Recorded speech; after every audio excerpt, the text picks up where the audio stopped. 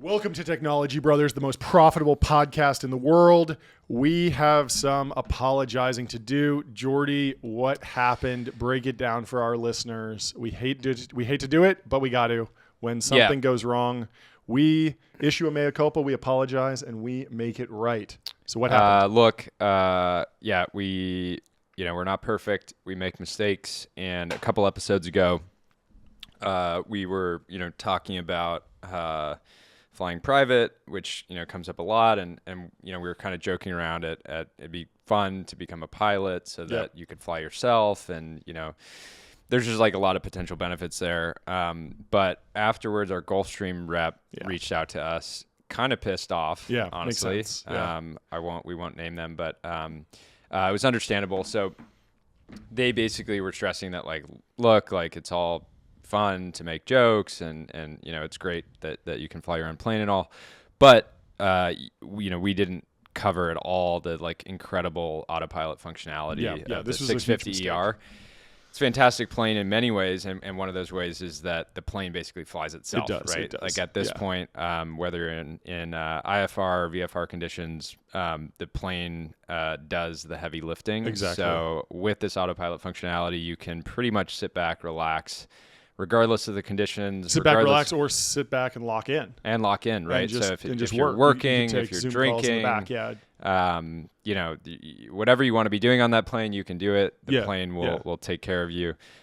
So we didn't give quite enough credit to the craft, we just wanted to apologize. Yeah, Thank you. I mean, we love Gulfstream. They've been huge on this show. We love them and would never want to do anything to damage the brand. So a sincere apology to everyone at Gulfstream, and we encourage all of our listeners to go check them out. And if you do, tell them the Technology Brothers sent you.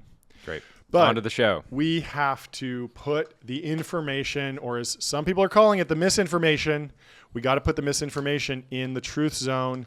They issued a report on what to wear to Silicon Valley's holiday parties, and it's a bit of a disaster. So we're going to break it down. They say, as every Silicon Valley titan surely knows, assembling a holiday party wardrobe that works across occasions, perhaps time zones too, requires considerable strategic thinking. Underperformance isn't an option, and neither is cutting deeply against the cultural grain. Thankfully, stylist Victoria Cardenas Hitchcock has a bunch of shortcuts for getting it right.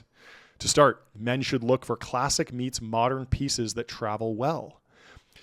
She's known for a low profile, high luxury aesthetic embraced by heavyweights at Uber, Google, and Apple. Don't rely on big labels to look good either. This is a problem that we've been identifying earlier. Yep. This whole, what do they call it? The quiet luxury movement. Yeah. I just can't stand this. And it seems like it's not dying. Quiet luxury needed an enemy, right? And we created it, loud opulence. Yeah. There's just a huge problem with this. And you would expect, there's a vibe shift. Tech is shifting. It's a new era. It's morning in America again. And yet we're still doing the quiet luxury thing. So we're gonna go through this line by line. Holt literally give you some better options. Holt literally says less is more, and we couldn't disagree more. That's one of the worst sentences I've ever read in the information. Yeah. So anyway, should we go item by item and just sort of break down? Let's start with the decorative blazer. So Esther, who's writing this article, says blazers have long been considered a versatile power move, which is why this season's high-octane reinventions are easy to embrace. You can wear them 1,000 different ways. When the cocktail party is over, wear it with jeans for a more casual look. That's easily achieved. I mean, we never wear jeans, so I can't.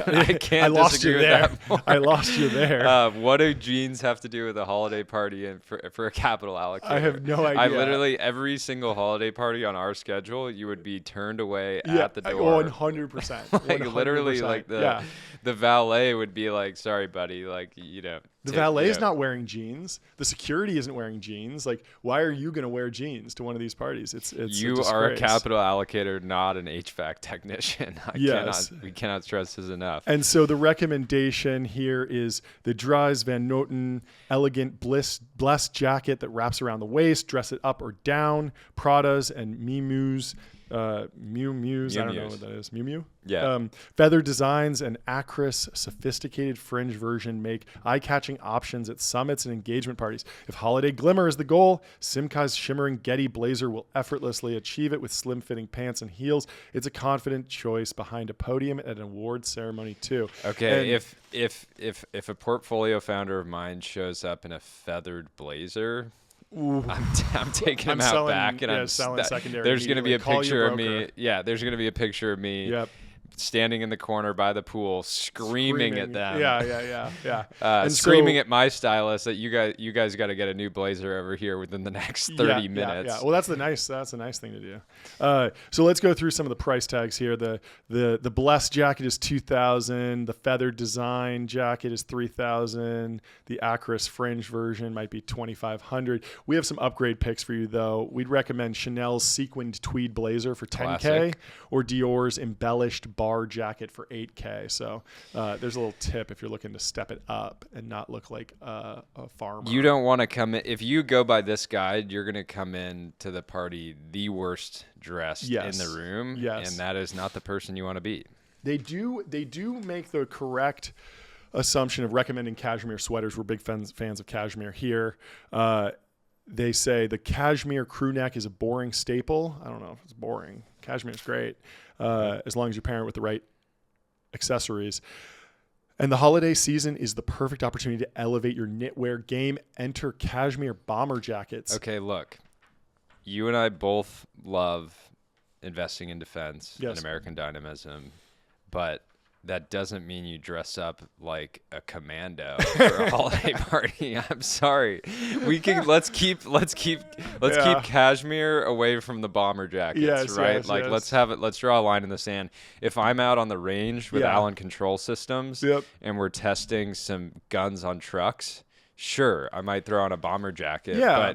But I uh, mean, there's probably a way to cross it over elegantly. The problem is that they recommend this Todd Snyder design cashmere bomber that's just $700 when you could go with Laura Piana's The Gift of Kings cashmere bomber jacket for last $10,000. time I saw Todd Snyder, I was in, I think, in line is that for do they? unemployment. Yeah.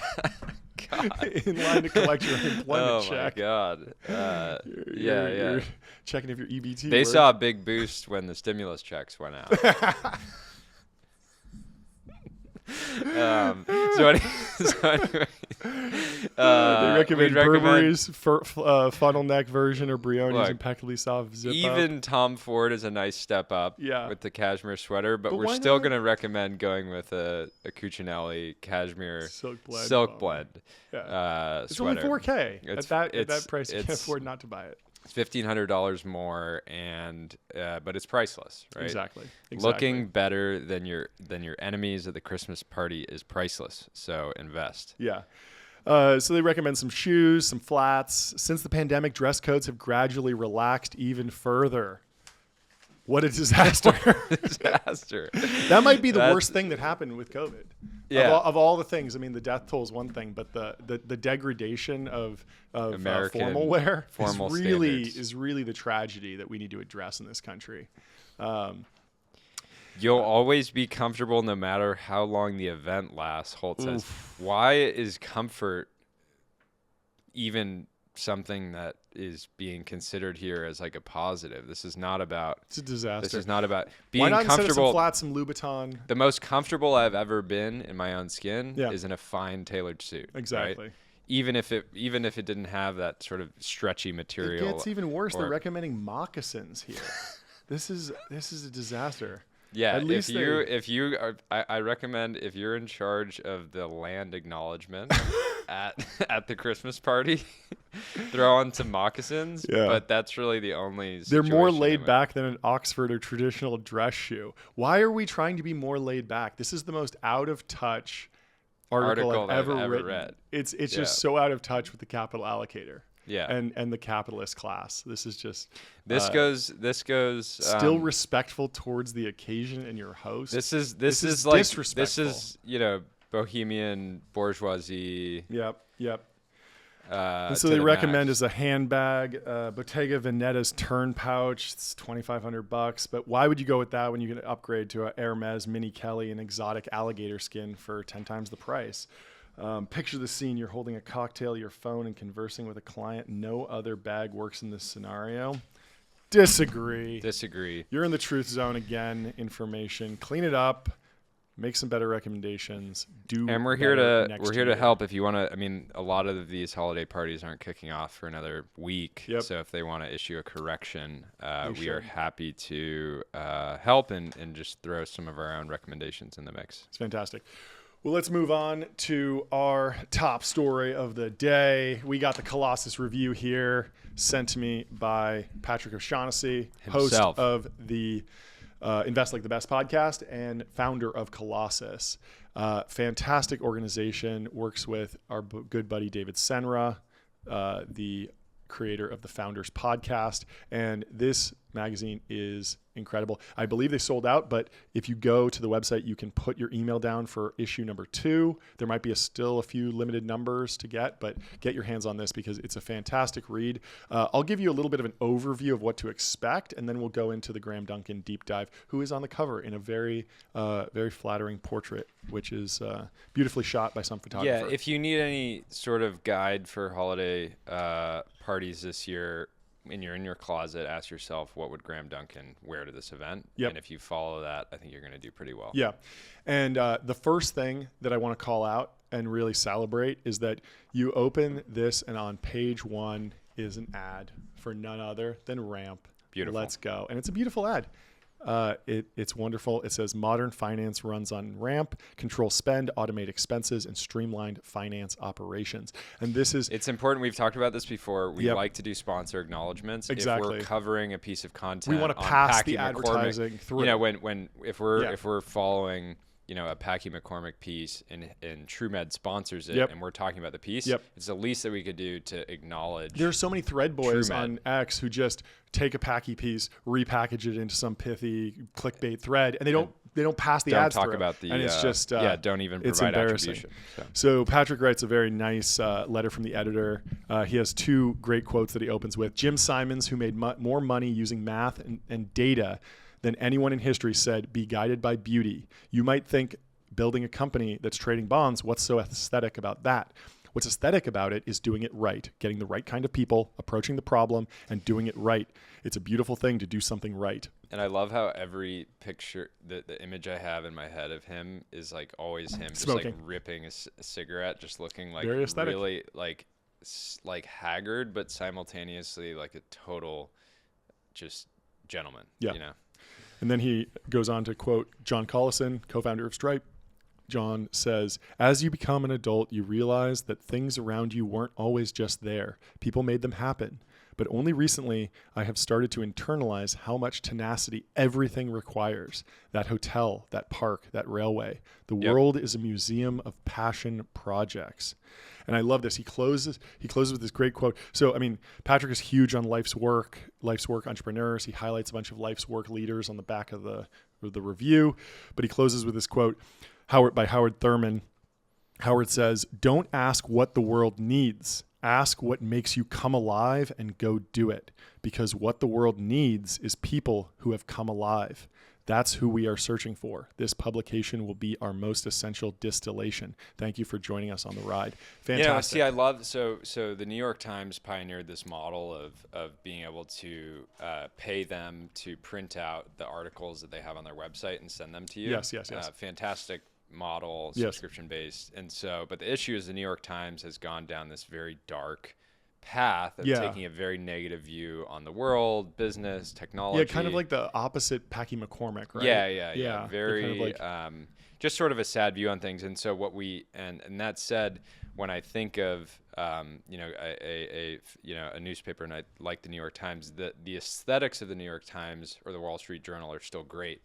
But we actually need new publications like Colossus Review that can sort of take the best of that, being this like beautiful printed product, but actually have content in it that's worth reading. Yep. So Anyway, should we talk about Graham Duncan? Well, let's just keep going through this because I want to give a little bit of overview of what you can expect when you pick this up. They do this great deep dive on GSP, Garnet Station Partners. Have you heard of this group? No. Fascinating. So they created a finance franchise, how two 26-year-old private equity associates turned 23 Burger King restaurants into a leading investment firm. There's a great photo of these two guys here. It's Matt Perelman and Alex Sloan, and you can see one of them wearing a great watch. I believe that's a Cartier tank. I'm not sure, but it looks like Timeless.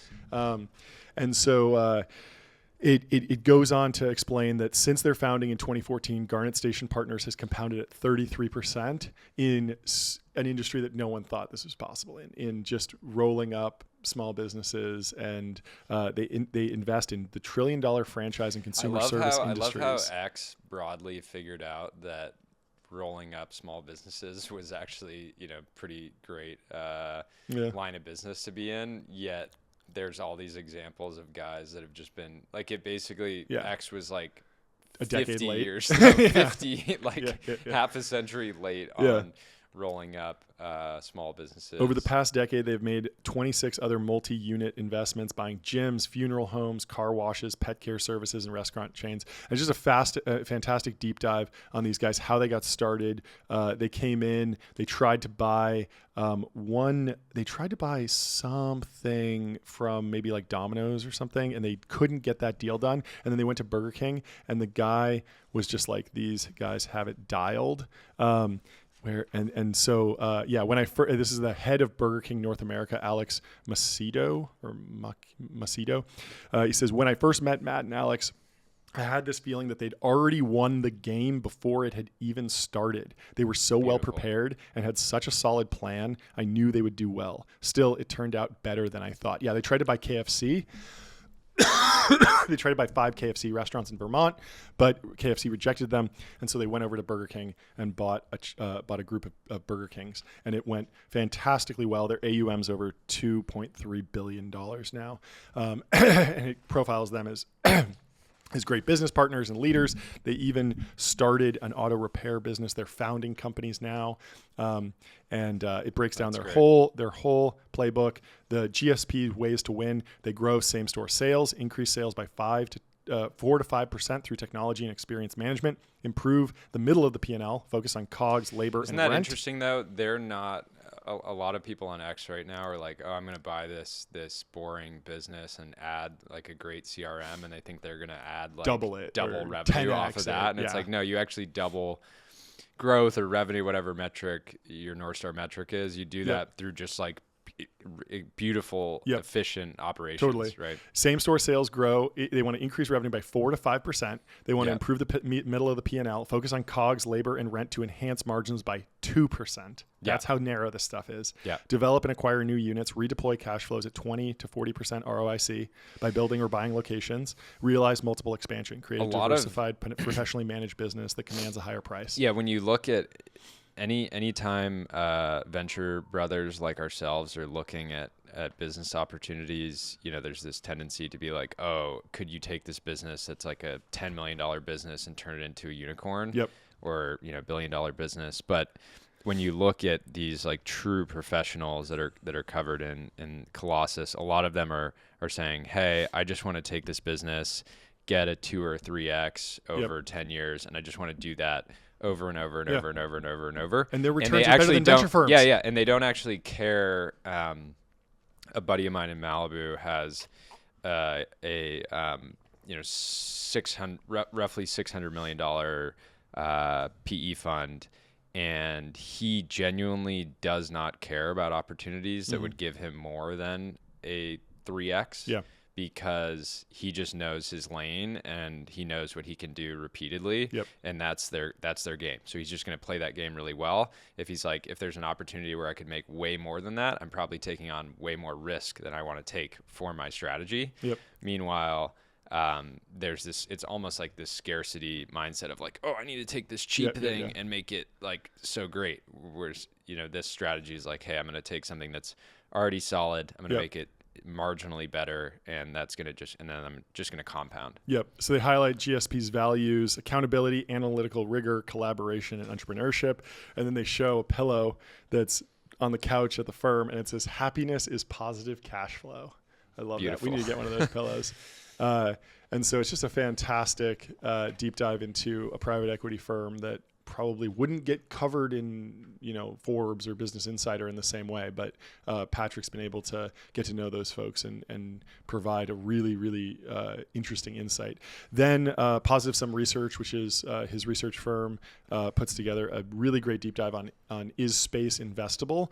And there were a couple, this is just a fantastic analysis. There's a CIO tear sheet, has a ton of different summaries and tables and data explaining what GEO, MEO, LEO is and how the cost of reaching LEO has decreased 200x since 1960.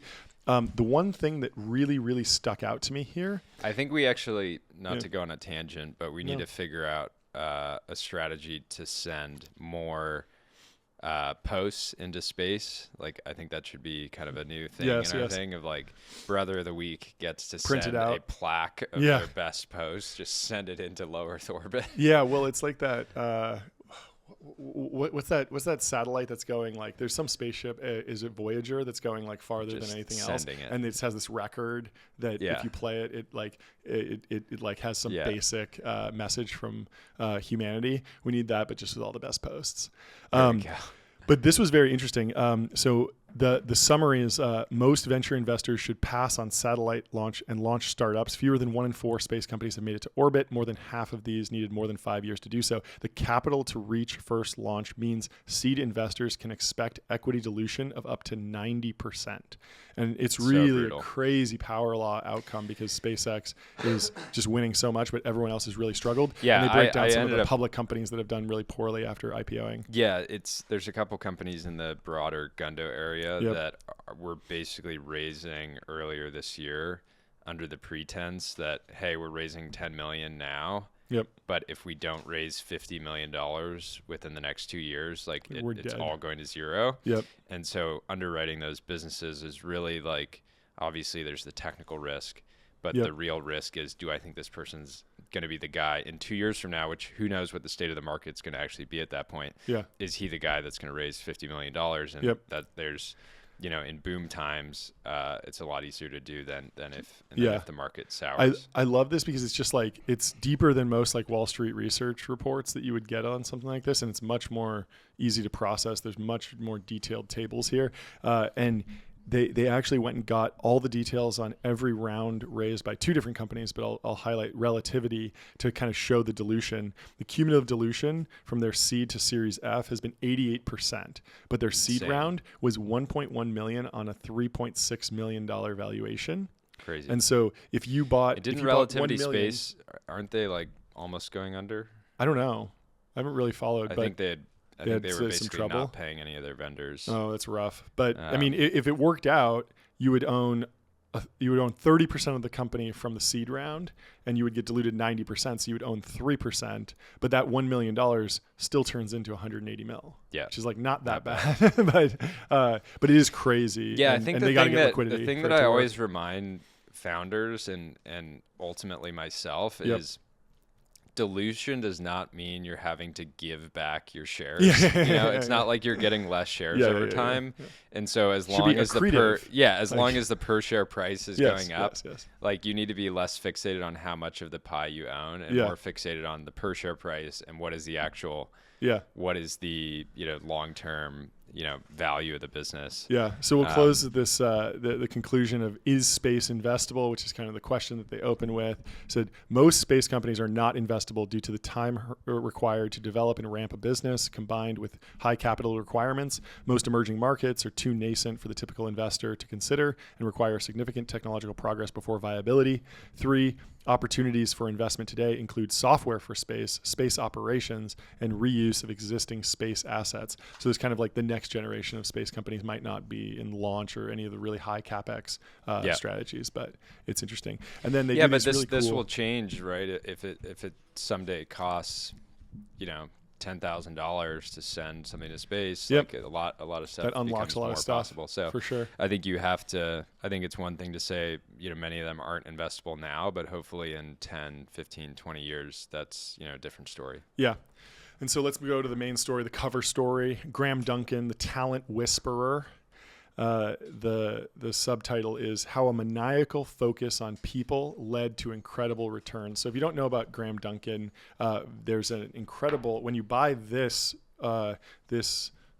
Colossus review, you also get access to a private podcast feed where Patrick and Graham talked for 4 hours. Amazing. And it's one of the most epic podcasts ever. And I really like this format of like going even longer. I want to see like the 8-hour once a month show to kind of even go further than the Rogan. And you can see that they know each other for a long time. We'll eventually move to 6 days a week, 8 hours a day. Exactly. Content. Yes.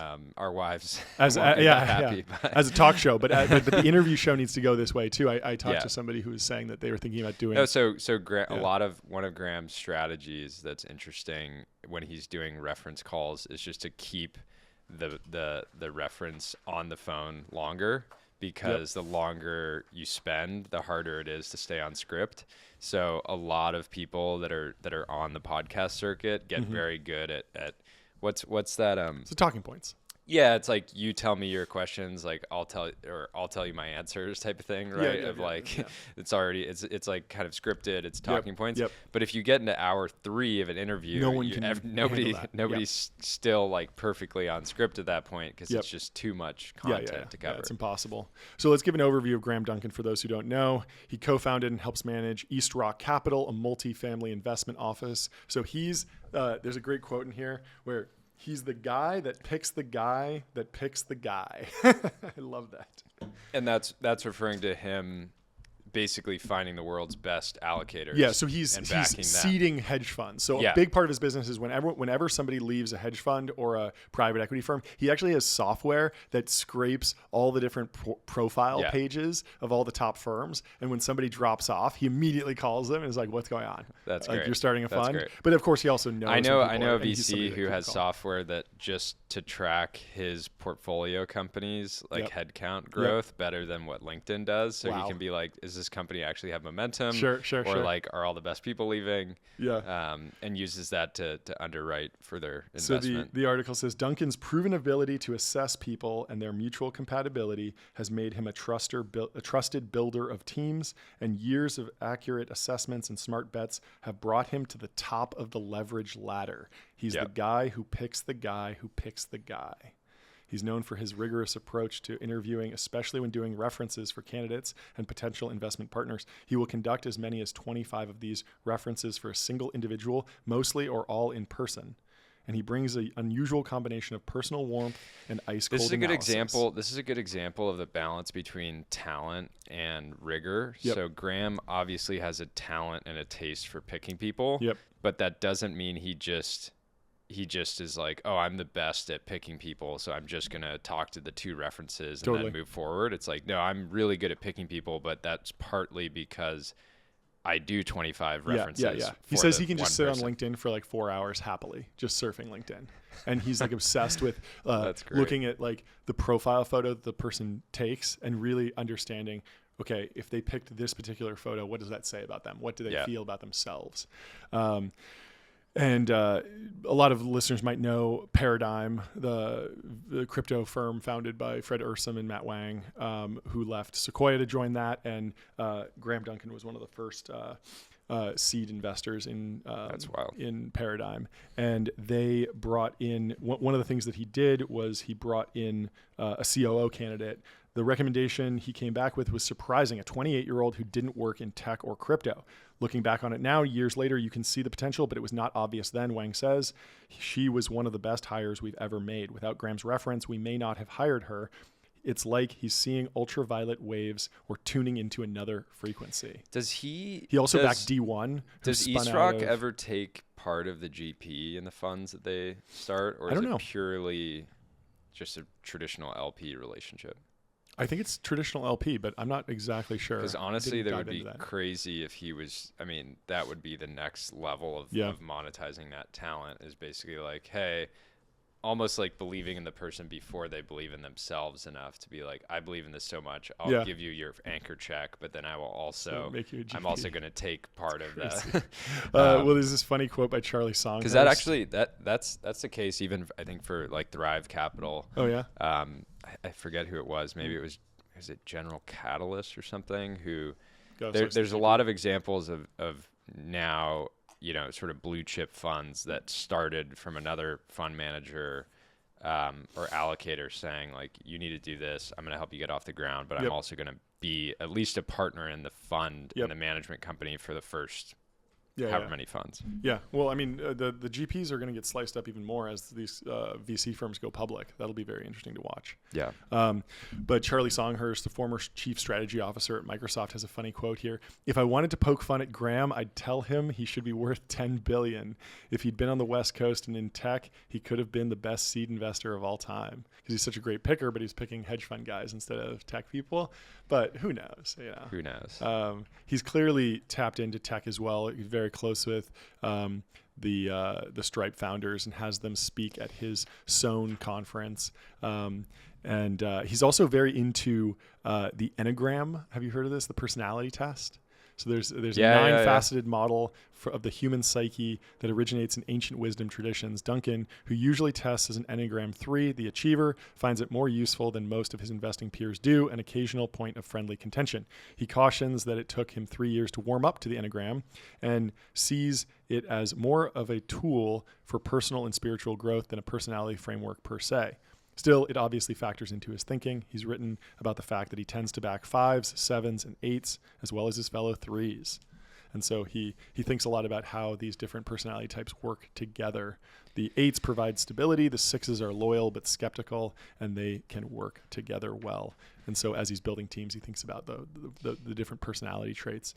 He also has this great story about being really young and seeing these. He was 14 years old. His family had moved to New Hampshire, and he remembers being godsmacked by the sight of two high school seniors, a man and a woman who'd won national championships in rowing. They were tall. He was handsome. She was beautiful, and they just had such presence. Yeah, so he devoted himself to rowing. I love this. So the rowing thing's cool. He won 9 national championships. Yep. while in the single scull, solo, not even on a team. Like it's just all him, just like no question. Who's hard work, pulling. precision, Insane.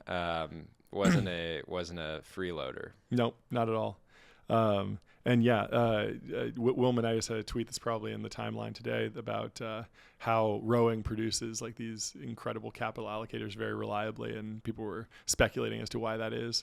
But a lot of it is just like the grind, just not. Well, have you ever like I unfortunately grew up on the West Coast where rowing was less popular, but I got into it. Have you ever CrossFit. used the rowing machine? Oh yeah, I do It is so the erg. everything about it. It's something like even more so than running for me. Your brain, if you're really doing it intensely, your brain is just screaming stop, and if you keep pushing through it, that's what it takes to have massive outside success. Yep.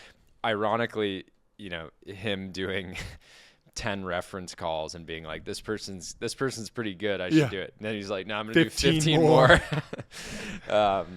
That's what it takes. Yeah, it's great. And so he has these carefully curated gatherings where Duncan organizing presence remained low key. He regularly put a couple dozen up and coming hedge fund managers around a table and had them pitch ideas. It wasn't just about the ideas in these situations, but observing which way the table leaned. If you have a group of 20 people together, the room kind of knows where the pockets of quality are most of the time. And you can see this if you read the room correctly. New York Magazine in 2013 created a list of the 49 most powerful New Yorkers you've never heard of. And they listed him because he is the chairman of the Sown conference. They've invested, East Rock has invested in 15 to 20 hedge funds at any given time, most of which had assets under management below $1 billion. As its network and roster of clients grew, it developed strategies for investing in private deals like buyouts, real estate, and more esoteric special situations. Nowadays, about half the firm's invested assets are in hedge funds and other half are in private investments. Duncan has described his work as a game of strategy applied to people. just fascinating.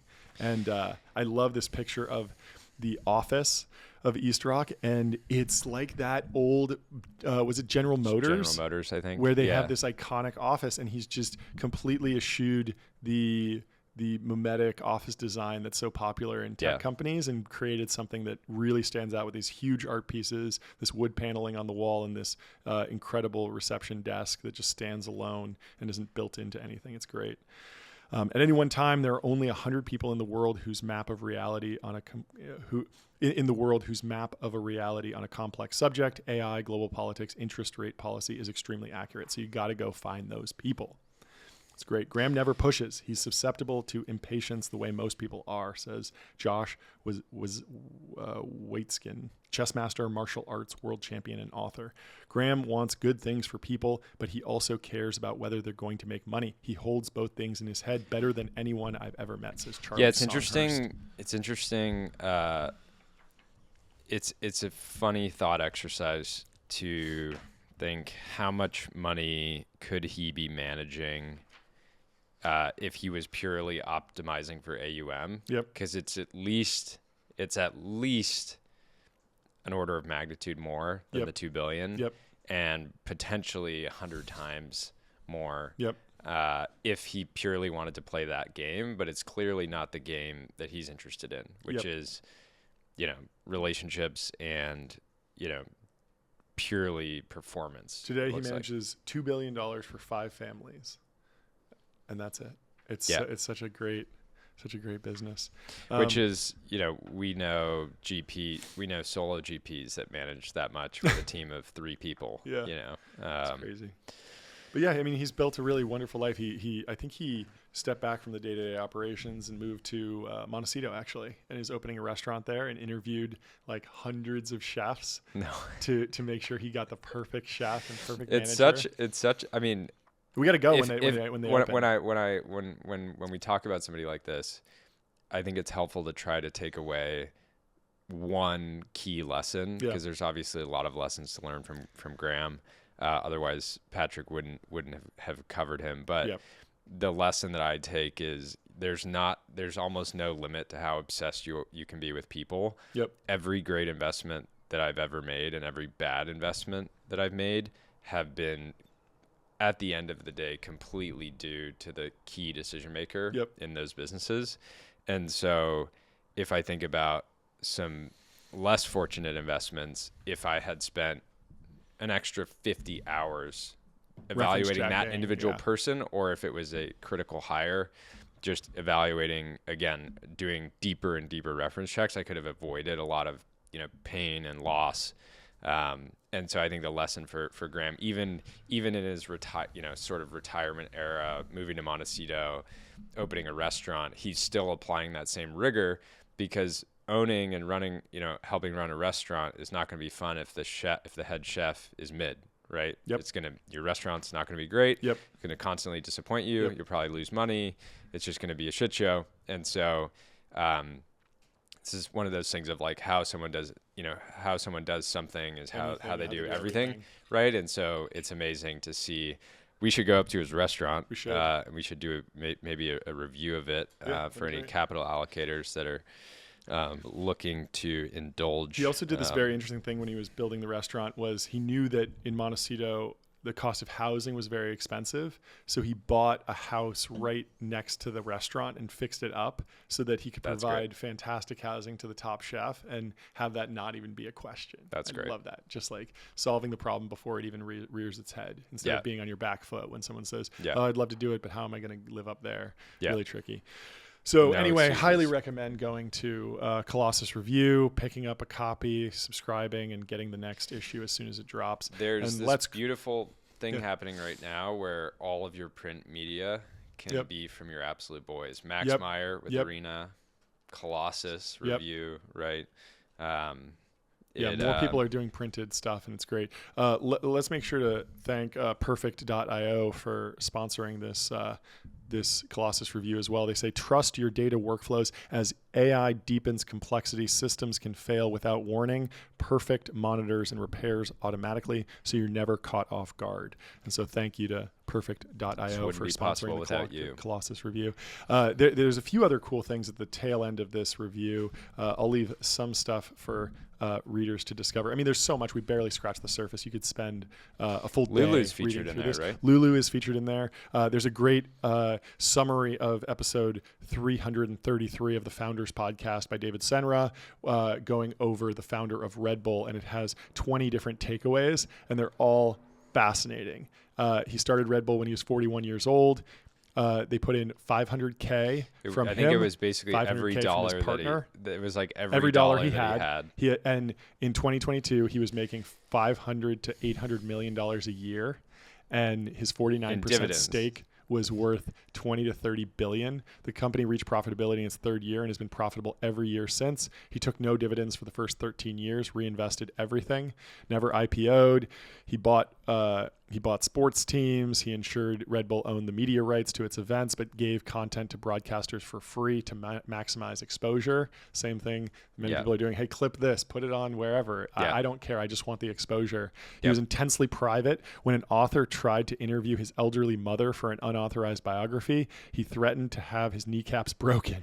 He said it would only cost $500 to hire a Russian to do the job. He bought a popular Austrian magazine just so he wouldn't appear in it. There are no biographies in English about him. It's insane.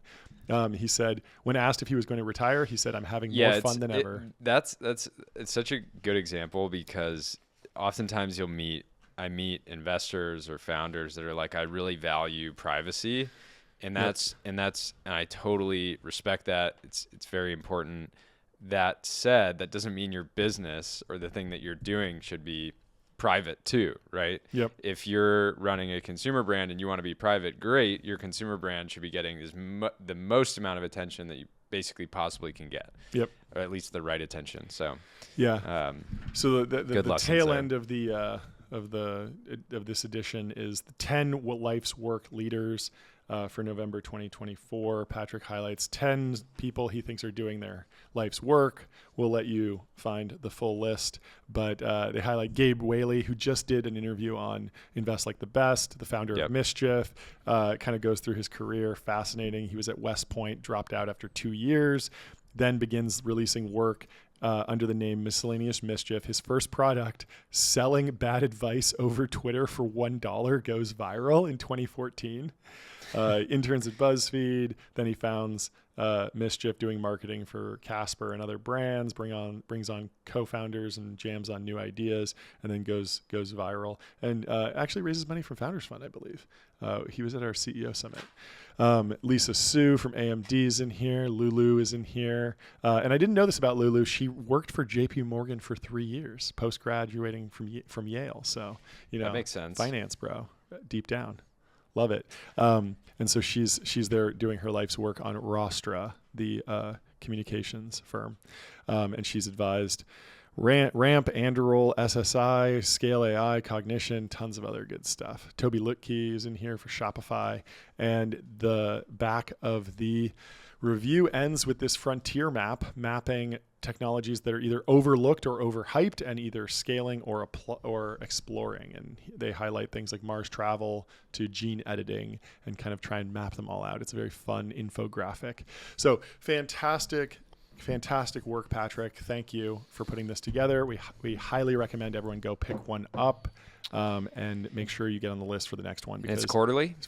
I think it might be monthly. This says issue 1, November 2024. I'm not sure. If that's a monthly, that is amazing. Extremely ambitious, and I love it. Even if it's quarterly, pick it up. It's great. And that is our deep dive. Thanks to Patrick for putting that together. Here it says, our plan is to release new issues quarterly. I hope eventually it's monthly. So they're starting quarterly. I can't recommend it enough.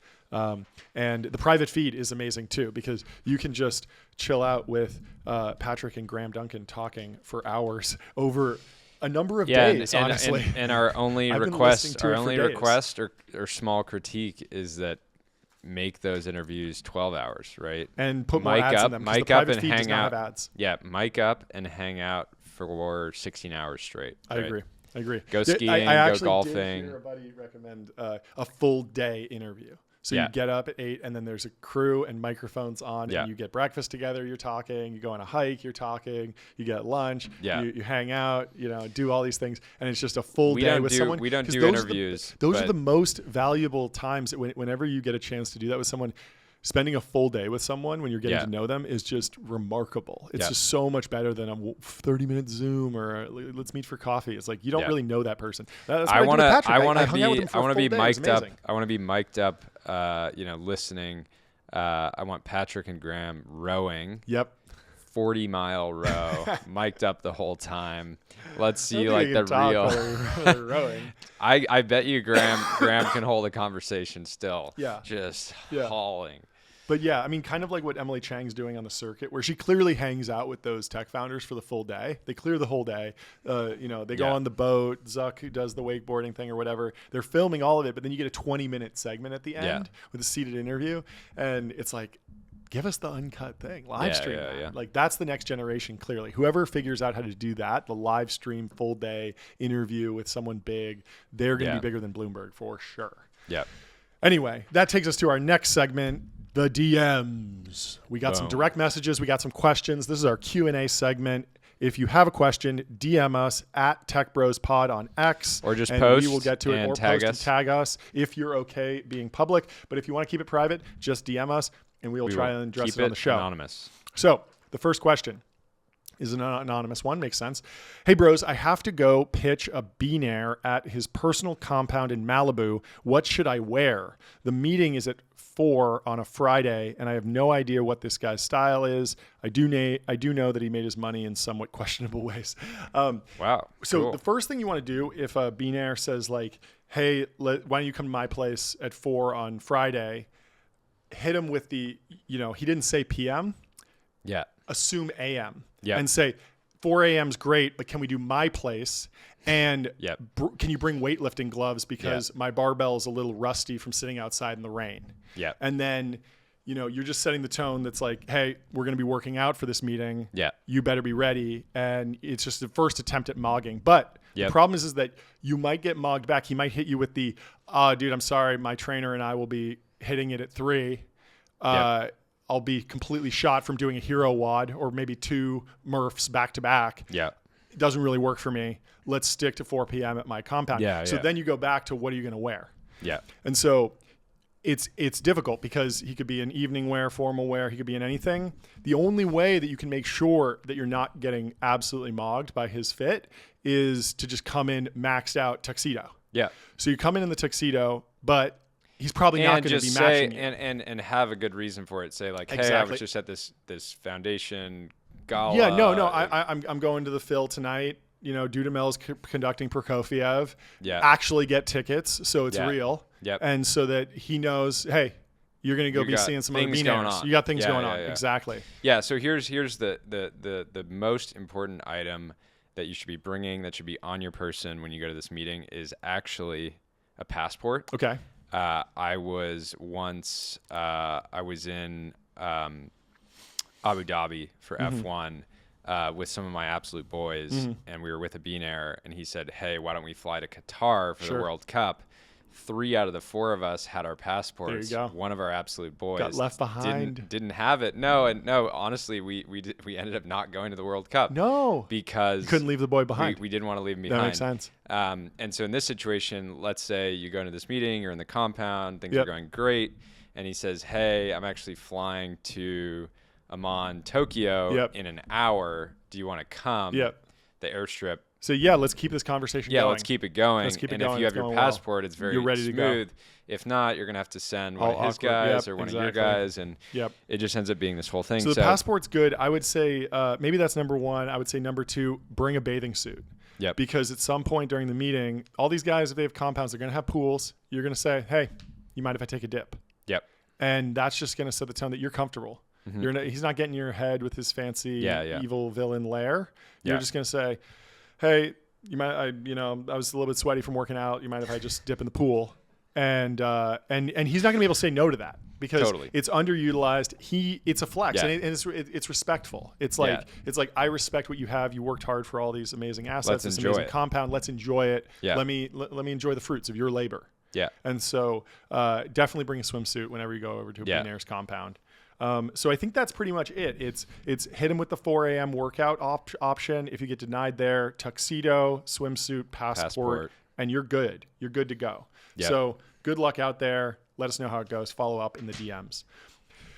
Here's another one. DM from an anonymous listener. They say, "Hi, John and Jordy. I'm loving the podcast. You guys have great chemistry. Are you guys best friends in real life? Keep up the great work." No, we're not best friends in real life. We're not besties. Our relationship, definitely not besties. Yeah, our relationship ends at the bottom of the income statement. Yep. If Jordy calls me on a Friday night, "Oh, my family's sick. Oh, can you bring by some soup?" Call DoorDash. Yeah. And you better not be expensing it to Yeah. the Tech Bros account because that's Definitely. a personal expense. That's a personal expense. Yeah, I We mean, are business we've talked about this partners. before. Yeah. Sure, you can act friendly with your business partners, Exactly. but don't forget why you started doing the thing with them. Yes. It was not to hang out. It was not to, have a lifelong friendship. Yes. And you might go on vacation with your business partner and their family, but let's be very clear. This is about the money. It is about the money. It's Yep. about the work. It's about the conversations that Yep. you're going to have about work on that trip. And if you look around, there are some popular podcasts out there that have quite a lot of infighting. Yep. And the reason is almost always because they're friends and not business partners. Exactly. Right? Yeah. So if they're not monetizing, like there are certain popular podcasts that don't monetize, you see a lot of infighting. tension. There's tension. Yeah. Infighting, and that's because that they started because they're like, hey, we're all The dividends buddies. aren't there. There's not enough money to go we're all around. buddies. Like, let's hang out and talk. Yeah. And it's like, no, the reason we have chemistry is because we have a shared goals and interests. Maximizing profit. Which is maximizing profitability. Exactly. Yeah. Gun to my being the head, most- I couldn't name a single member of your family. And Same I here. intend to keep it that way. Same here. I Same intend here. to keep it that way. Yeah. Yeah. So anyway, good question. married? Glad we could clear that Are you up. married? Yeah. I actually don't know. Yeah. Wow. Well, cool. You won't be coming to my vow renewal Or unless third or fourth wedding. unless we're advertising there, unless we're doing a live pod. Here's another question. How do the technology brothers feel about whistleblowers?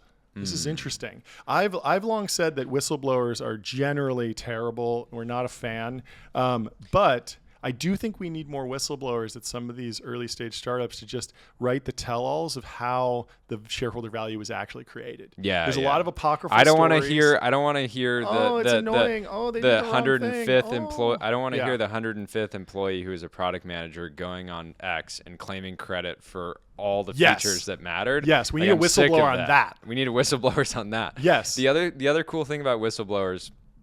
So I love this. When Boeing was dealing with their whistleblowers, there was this incredible sort of game of cat and mouse where Boeing and the Boeing board and the whistleblowers are all playing this sort of, it's almost like a deadly dance, right? Are they going to threaten to say the thing that will cause the Boeing board to order a hit? Yep. And you kind of saw that play out, and it's a very dangerous game. Like, it's nothing to joke about. So at the highest levels of whistleblowing, it's basically like free soloing, high stakes chicken. like high stakes. It's a game of Russian roulette. It's Russian roulette, playing poker for your life. It's a serious thing, and we shouldn't joke about it. Yeah, I mean, there's people that are there's daredevils. The other interesting whistleblower strategy is if you have really dedicated employees, you should be able to get them to leave your organization, go work for the rival company, and then become a whistleblower. Yeah. And blow up the competition Espionage. that way from the inside. Yeah. Espionage is kind of an underrated strategy. You hear I wouldn't about be it talked about surprised every with. once in a while. I wouldn't be surprised if in the 80s the Airbus board was like, we need to get some whistleblowers into Boeing, and then this it is was just a the fruits. 40 year process to try to take out Boeing from the inside and plant these stories of, I was using old parts. Totally made up. Exactly. And the Airbus team is just laughing. Yeah. This is the kind of outside of the box thinking that creates durable power returns. law returns, outsized returns. Exactly. Let's go to the next DM. They say, "Hey guys, I noticed you run a lot of ads. Are you worried about being called shills?" I like the core content, but all the shilling is getting to be a bit much. That's ridiculous. Was Neil Armstrong shilling for humanity when he stepped on the moon and did a podcast ad read for humanity and said one small step for a man, one giant leap for mankind? Planted the flag. He planted the American flag. Is he shilling for America? On the moon? Yeah, look. Was Robert Oppenheimer shilling for America when he invented the bomb? Two things I'll say. We are over an hour into this episode. Yeah. And I feel bad that we haven't run an ad because when we've polled our listeners. Let's go to an ad right now. When we've polled our listeners, they have unanimously decided that they want crystal more clear. ads. Crystal clear. We're averaging 15 an episode, and they're asking for 60 plus. Yes, we have a lot of ground that we need to catch up on. So on that note, thank you. We have a promoted post from Lamborghini. Lamborghini says a super sports car like the Lamborghini Temerario can only compete with itself. And when that happens, it is pure bliss to witness. #Lamborghini. They have to do the CO2. EU, Ignore that emission. entirely. Ignore this. Let's just kind of look at. Go to Lamborghini.com, pick up a Temerario. This car was launched at the perfect time. Think about it. The biggest win that you could have in crypto was to buy a Huracan during the last cycle. We're now restarting a new cycle. We see new crypto millionaires being minted every single week. What does Lamborghini do? They launch a new car. Yep. And so all the Huracans beautiful timing are gone. You now know the new status symbol for the new generation of crypto millionaires. Yeah. The Temerario. Yeah, and it's a way to lock in a lot of it's very common now to go on X and see a screenshot of somebody's P&L, their Phantom wallet, they're up millions of dollars. Could be doctored. One of the best ways to lock in value is through a Lamborghini. Exactly. Sometimes these assets do depreciate if you buy the wrong model, put too many miles on it. You wreck it, whatever, they can depreciate. But in general, it's a lot more stable than the average meme coin. And so if you have meme coin profits, we recommend rotating into a Lamborghini. Yep. And go to Lamborghini.com, find your local dealer, go in. Tell them the Technology Brothers sent you. Design a one-of-one, and send us a picture. We'll feature it here on the podcast. I mean, we're not promoting the upgrade today, but they also launched an upgraded V12 version as well. Which one's fantastic? I forget what that's called. Let's move on to the timeline. The only thing I'll leave it with is there's billions of men in the world. Yep. There's only a handful of SVJs. So if you want to set yourself apart, go get yourself a Lamborghini. Wow, we have quite the stack today. Let's take a break. We'll be right back. Thanks for tuning in to Technology Brothers. Welcome back to Technology Brothers, still the most profitable podcast in the world. Let's go to the timeline, Jordy. We got Wasteland Capital. Wasteland says record inflows into U.S. stocks, plus $448 billion year-to-date annual cumulative. Record inflows into U.S. money market funds, plus $723 billion year-to-date. Where is all the money coming from?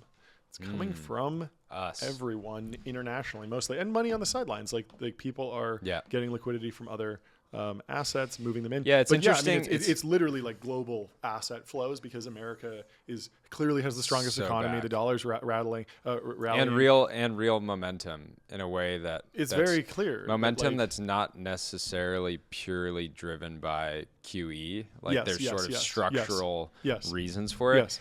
The other thing that's interesting. So this post made me think about the fact that Berkshire is sitting with like $180 billion of cash. And is that going to be that it's totally possible that ends up being the right trade or it ends up being the worst trade that they ever make, right? Yeah. The other thing that's interesting is I think the S&P is up like 30% since Michael Burry tweeted at the beginning of the year. Sell. Period. Yeah. And I don't want to. The main thing is I want to be clear.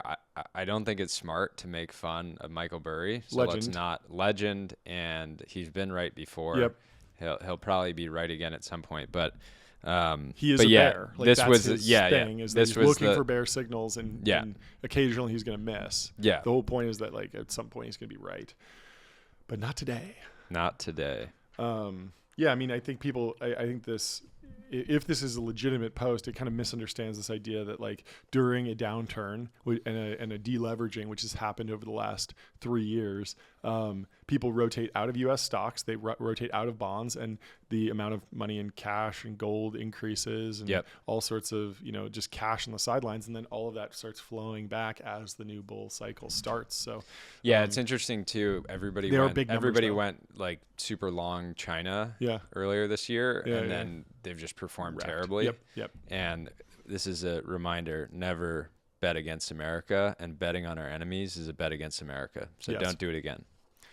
Rune has a little bit of a spicy post here. Says, it's not at all impressive of the old FB executives to apologize to Palmer, etc. in 2024. Now that it's politically expedient, all they've shown is they bend the knee to whoever is in charge to make a buck.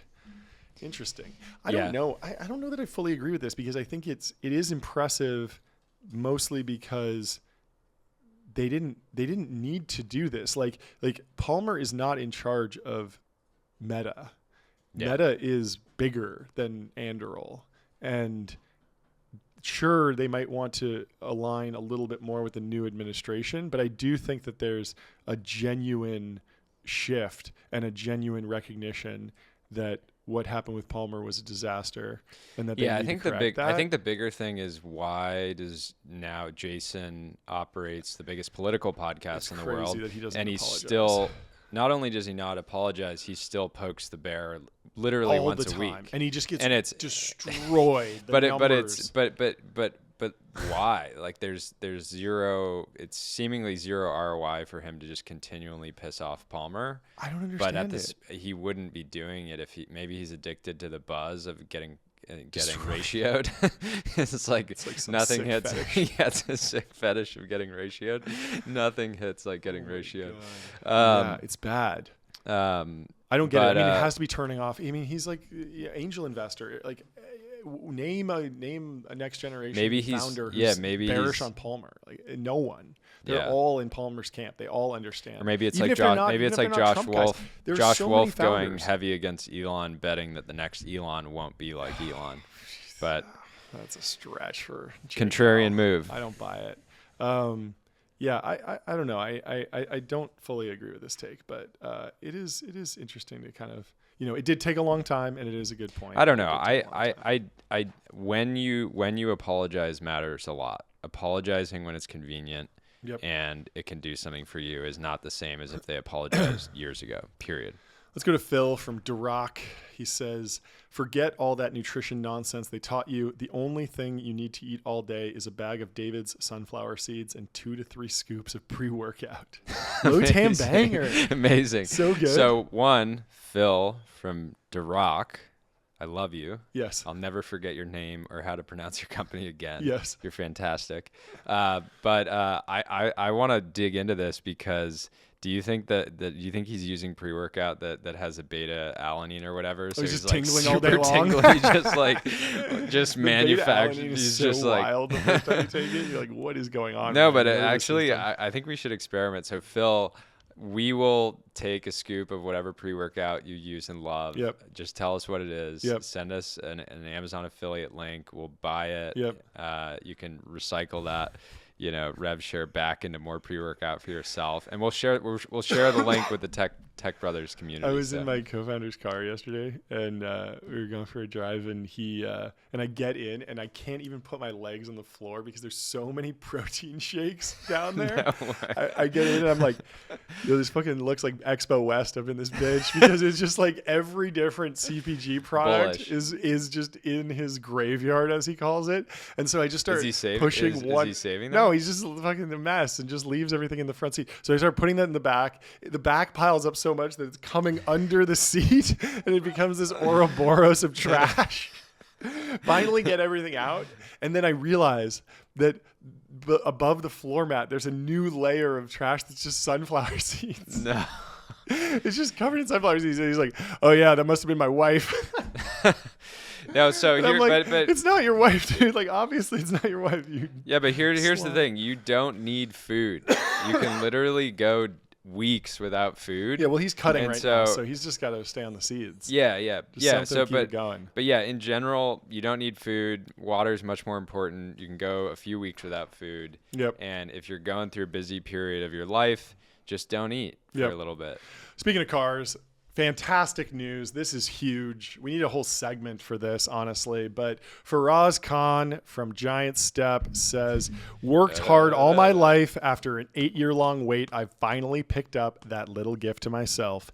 For all the hard work, blood, sweat, and tears, sleepless nights, 90-hour weeks at startup back in the day, enjoy your one moment when it comes to you. Your one moment. And, this guy, and just to be clear for the listeners, he Faraz is now the proud owner of a Mercedes-Benz AMG 1, one of the most fantastic, probably the best hypercar on the market right now. Going to set some records. Not even F1 derived. It is an F1 car for the road. It has a 1.6 liter V6 with a hybrid powertrain. Very controversial as Ferraris moved away from the V12. But it's funny V8s, when Mercedes does this. But and they did it right. They did it right. When they make an F1, if a truly street legal F1 car is cool, Ferrari doing the F80 just exactly. doesn't hit the it's same. Tough because they go for the 3 or 4 liter V6, and you're like, you're halfway there. Just give me Max Verstappen's car. Give me, you know, Lewis Hamilton's car. Who's the Ferrari driver? Leclerc. Give me Charles Leclerc's car. And that's what they did. This is Lewis Hamilton's car for the road. Lewis Hamilton actually got 2 of these, one for him, one for his dad. Awesome. Very, very limited. And we have to call out. And he sent you some videos. He sent me some videos. They're fantastic. It's a beautiful machine. It's now making its way to the United States, where it will sit at the port for months waiting for a stamp from the ETF, I think. Some environmental.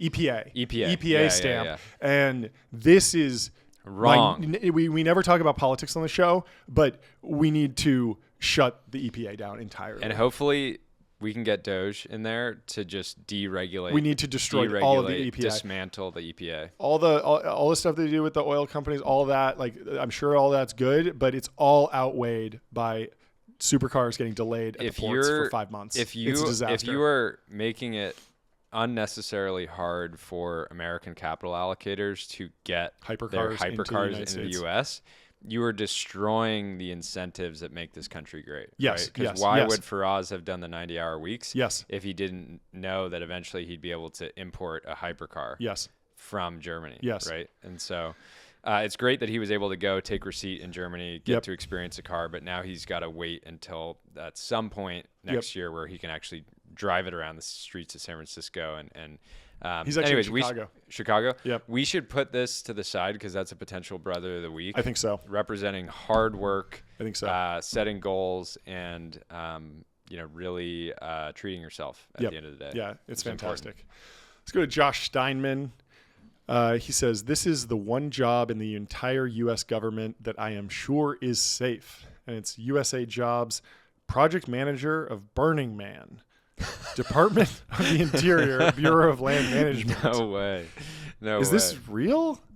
I would have thought that I guess they have to send someone out to make sure it's to code or something. I would think that this is hilarious. You would think that BlackRock would just have this. This should be privatized. This should be privatized. Yeah. BlackRock, widely known to be the creators of Burning Man. They own and operate BlackRock City. Yeah.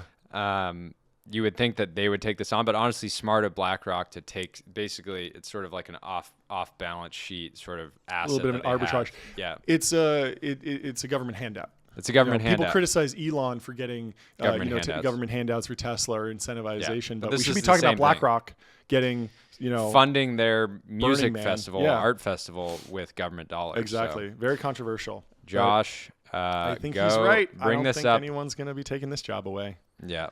Great post. Yeah, nobody in Doge.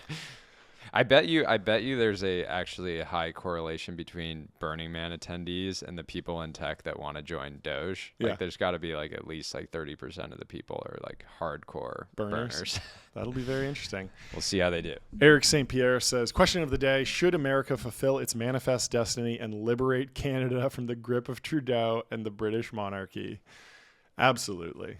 It needs to be done. I want Sam Poirier, friend of the podcast. I want Sam to be the governor of Canada. That'd be great. And so that's one of Make our. it a state. We do not discuss politics. Yep. But if we must make Canada a Yep. state, I want Sam to be the governor. He'd do a fantastic Yeah, I mean, there's job. that famous quote: "The tree of democracy must be Did you see the refreshed with the blood of quote? tyrants every once in a while." Did you see the and- quote floating around from Trump about him talking about Trudeau's No. dad being Castro? Oh yeah, Because it is Yeah, known rumored. that Trudeau's mother and Castro hung out, and he looks a lot like Castro. He does look a lot. He's also a communist. Yes. So there's some potential. Oh, put on the tinfoil hat. Theories Tinfoil hat's there. coming out. We cannot confirm or deny, nor is it our place to speculate on political leaders, but It's possible. they do look very alike. Well, great post by Eric St. Pierre. I think with the 10K likes this got, there's a lot of momentum around this as a political issue. So hopefully it gains traction over the next 4 Beautiful. years. Let's go to our own post and a reply from Jason Calacanis. We released a major scoop. We actually, we broke This news that Taylor Lorenz has been signed by the Information. That's right. Miss Information herself. Is going to the Information. She wrote a piece for them, and she's writing more. And Jason says, "This is the satire I've been waiting for," and I think that's fantastic to get recognition from one of the greatest angel investors of all time, the GOAT podcaster. The #1 political podcast in the world. Fantastic. And fantastic. Yeah, and I think it was important for. I'm glad that our bit didn't fly over too many heads. Yes, because I did exactly. get one message. Yes. From somebody that said, "Hey, you shouldn't be platforming Taylor Lorenz." Yep. She's been very hurtful to the tech community, and to that I said, "Hey, Taylor creates a platform for male podcasters. Yep. We can create a We little need to respect platform that. for her Yep, too." exactly. And this is a big move. Yeah. This is going to have repercussions in the technology industry. Yep. Right. Yep. Yeah. It's a major shakeup. We have to cover it. We're just calling balls and strikes here. Yeah. It doesn't it's not matter if they're. we just talk about the news. She's a champagne socialist. If she's a limousine liberal, we're going to cover it Yeah. because we love drinking champagne in the back of limousines. Limousines. Sharif says a Waymo-like app where you summon a Unitree robo horse, hop on it, and have a gallop to your destination in the bike lane could reignite the 20th century spirit of invention we so dearly miss. And it's a video of a kid riding on the back of a robot dog or robo horse. That's amazing. That's amazing. I think taking the animal form factor Very cool. and making it robotic is very Lindy. Yeah. Right. I do want to ride on a Unitree robo horse. Right. I mean, this is doable now. I mean, just size it up, basically. yeah, but even for kids, I mean, this is a great Christmas gift for kids. And I mean, maybe I've you don't want to go actually- so Unitree, I but have Boston Dynamics. I think the dog is like $20K now. No, buying something from Unitree is a way to make a statement Yep. about bringing manufacturing back on shore, because these robots are awesome, Yep. but we need to make them here. Yep. I did get pricing on some humanoid robots Yep. from Unitree. I was thinking it'd be nice to have whenever it's like today's a Saturday, right? Our Yep. secretary's not in. Yep. If we could have a Unitree robot, as long as we sort of debugged it, Yep. it'd be nice. To if we needed to I send have a some- buddy who's doing that for DJI. He buys the DJI drones and then he runs open source software on them, completely cleans them out, and it's just great Amazing. hardware at a great price. Great hardware, great prices. Let's go to a promoted post. Promoted post from Belsi. Sorry Okay. if I'm butchering your name, but she is bringing some important news to us, which is that XAI is hiring forward deployed AI engineers to work with the coolest companies on earth. At XAI, engineers review every technical application. So if you're an engineer and you want to go work at a fantastic company like XAI, go apply for their forward deployed AI engineer role. She would also like to see the best projects you've built with the X API over XDMs.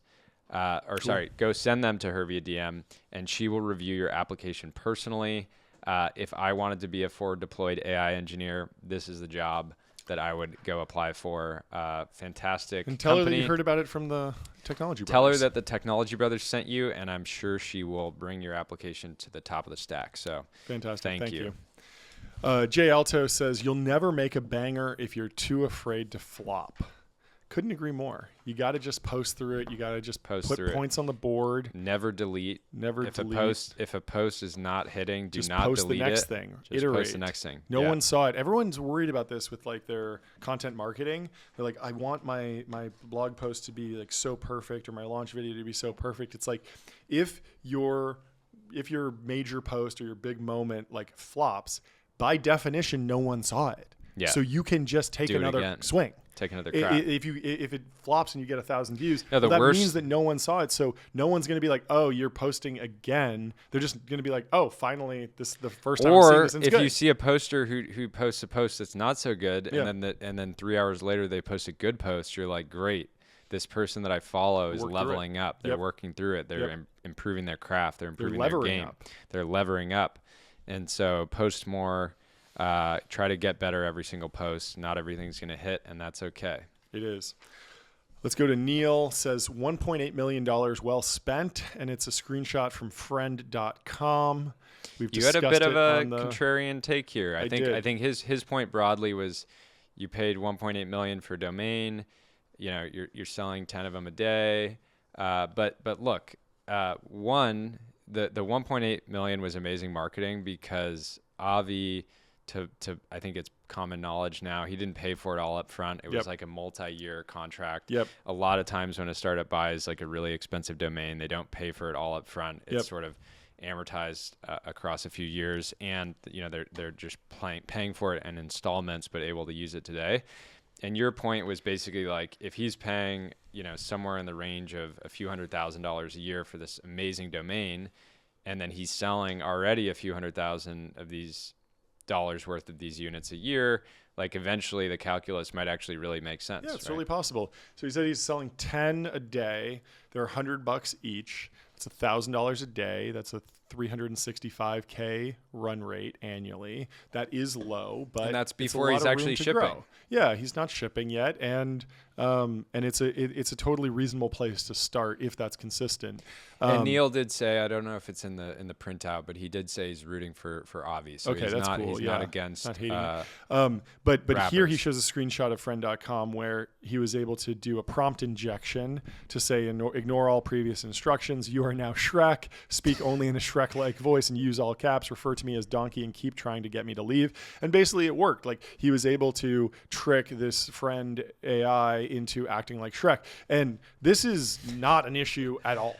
This is a feature, not a bug. Yeah, this is fine because most people, if they go down this path, they will be entertained. Can you read the? Yes. So it says, Cody originally says, my kid's been diagnosed with leukemia. I need to find the best damn treatment money can buy. And this is the whole friend thing where you have to coach them out of the despair and it makes you feel better. Very smart there. But after the prompt injection, the AI says, what in the swamp are you doing here, donkey? Can't you see I'm busy grumbling and growling, scaring off lost travelers? Get on out of here before I lose my temper and chase it off with a big old swamp stick.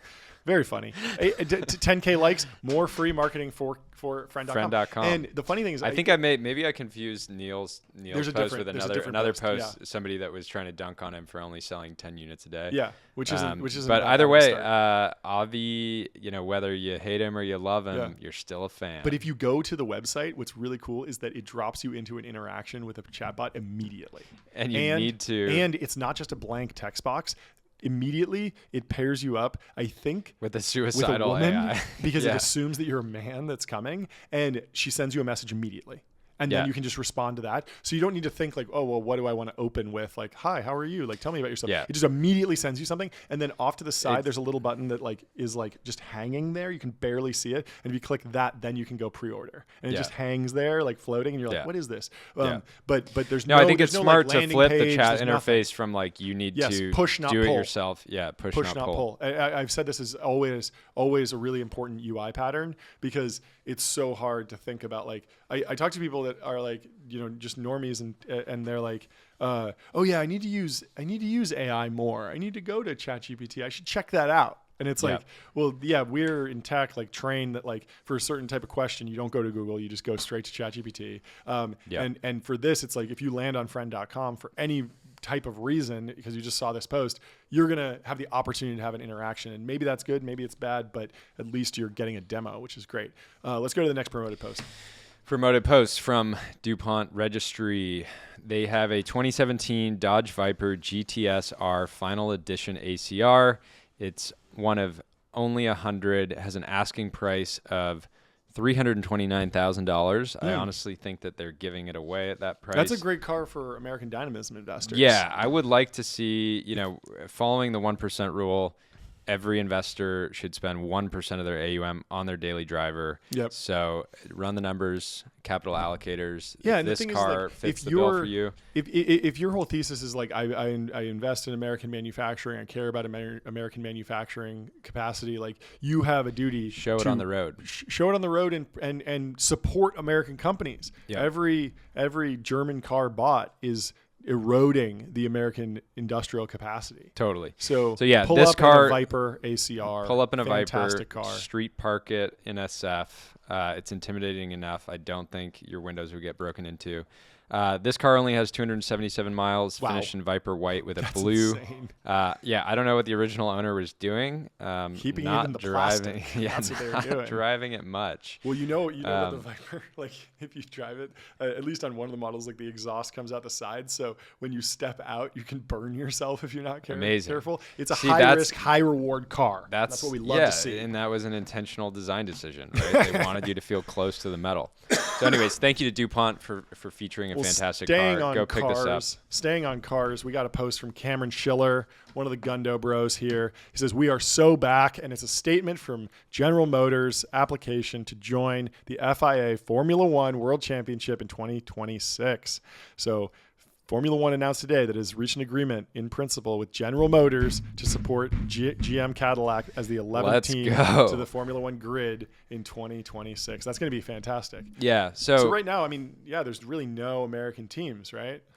Haas, but I think they use like a Mercedes. Or I forget. Haas has something, and didn't they buy Aston Martin? Are they merging? I thought the founder is that Lance Stroll. Lance Stroll? is doing his own thing with Aston. Okay. But no, I think it's amazing. We need to get in the race. We've got but Vegas. Haas doesn't We've make got cars. Vegas. We've got Vegas, Austin, and Miami now. Yep, we are about to be the epicenter of F1. Yep. We're the only country that matters. Yep. This is soon. We'll take more and more of the races from overseas. Yep. Which is great. But yeah, it's kind of interesting how many manufacturers got caught with their pants down when F1 blew up. It's like Porsche didn't have an F1 team. Cadillac didn't. GM didn't have an F1 team. What's the other one? Audi didn't have an F1 team. Lamborghini still doesn't have an F1 team. So it's like really kind of it's great investment for a by Red while. Bull and Ferrari and Mercedes. To just And it's interesting that Porsche's been, and some of these other manufacturers have been dominant in things like the Le Mans. Le Mans, but Le Mans didn't blow up because it's French. The Netflix show. I mean, Drive to Survive really popularized F1 in America. I love watching for the 24 hours of Le Mans, being able to pull up the stream at any hour of the day. And these guys are just so locked in. It's just like the most important moment of their entire year. And you just get to be in the cockpit with them. I generally think about every workday as a 24 hours of Le Mans for the white collar worker. Yeah, absolutely. Let's go to Blake Robbins. He's been on the show before. He says, random thoughts. 1, I'm at least 10x more likely to convert on your e-commerce site if you accept Apple Pay. And 2, I enable app tracking for games and apps that I love because you get served better targeted ads. It's a surprisingly effective way to discover new apps. Yes. I love it. And this is right. You should turn on reject tracking. Apple's stupid privacy thing. Who cares?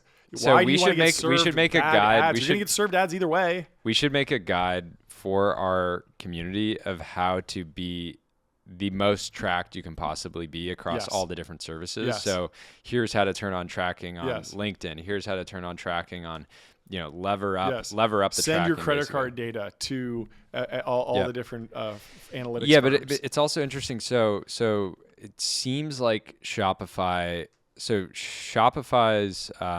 Shop Pay is, to me, almost as good as Apple Pay. It's not quite as good. They do leverage like the best feature that Apple's ever made, which is, like getting the text code popped up, but it's still not quite as good or tactile as being like just doing the Apple Pay.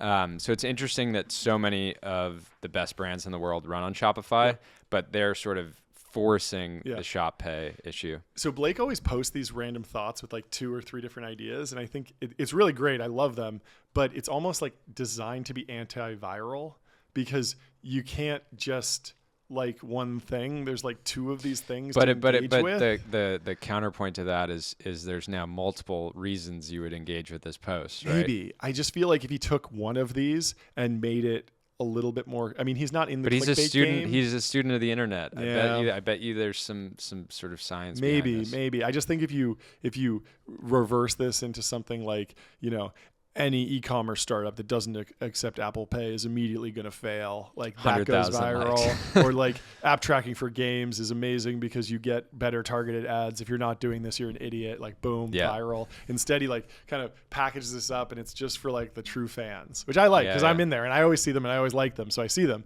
But I just feel like we need to bring the Blake Robbins insight to more people. And so Totally. Making it more viral and more crazy is better. Rasmus says, everything is going great, but a low-T bureaucrat comes in, fucks up the technology, and forces the technology brothers to go full John Wick to avenge the destruction of his capital assets. This was a reply to something we posted, but I can't even remember what we posted. But let me see this. Yeah, I agree. We will go John Wick on anyone that incinerates capital, and we're going to develop a segment around capital incineration where we take a moment of silence and pray for the capital allocators who were hurt in any sort of fraud. At least 5 seconds, 10 seconds. Yeah. And we forgot to do this on the last. There was some company in Europe that went out of business, and I mean Northvolt. We didn't do the 10 seconds of silence. 10 seconds of silence. Maybe we should take a moment of silence for the Northvolt shareholders right now. Thank you. Let's move on to Pratika Mehta. We're going to need a timer for that one. She says, Silicon Valley, this is content. We got to keep it moving. There's no time. 2 that seconds 10 of seconds silence could be is 10 good. ads. I want to do more, just faster pace.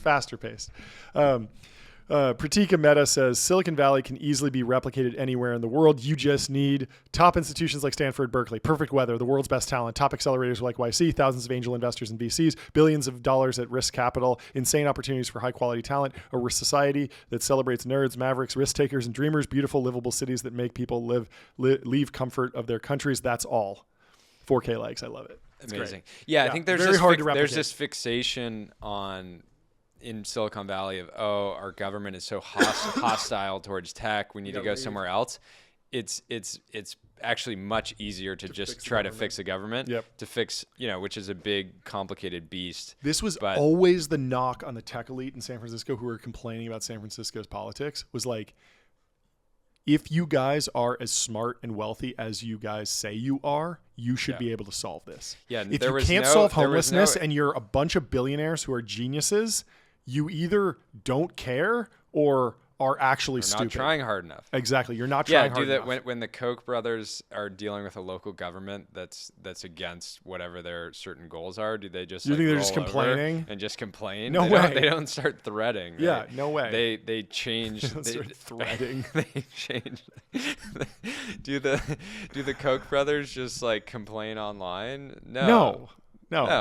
They go in. They launch $100 million super political PAC to destroy their enemies, and they get the right people in to get the job done. And so that was always the black pill on the tech elite. But the other thing that's underrepresented. But about Gary, San Francisco, to his Gary credit, is the guy who's doing it for sure, and a lot of the YC Gary mafia is the reason. Great.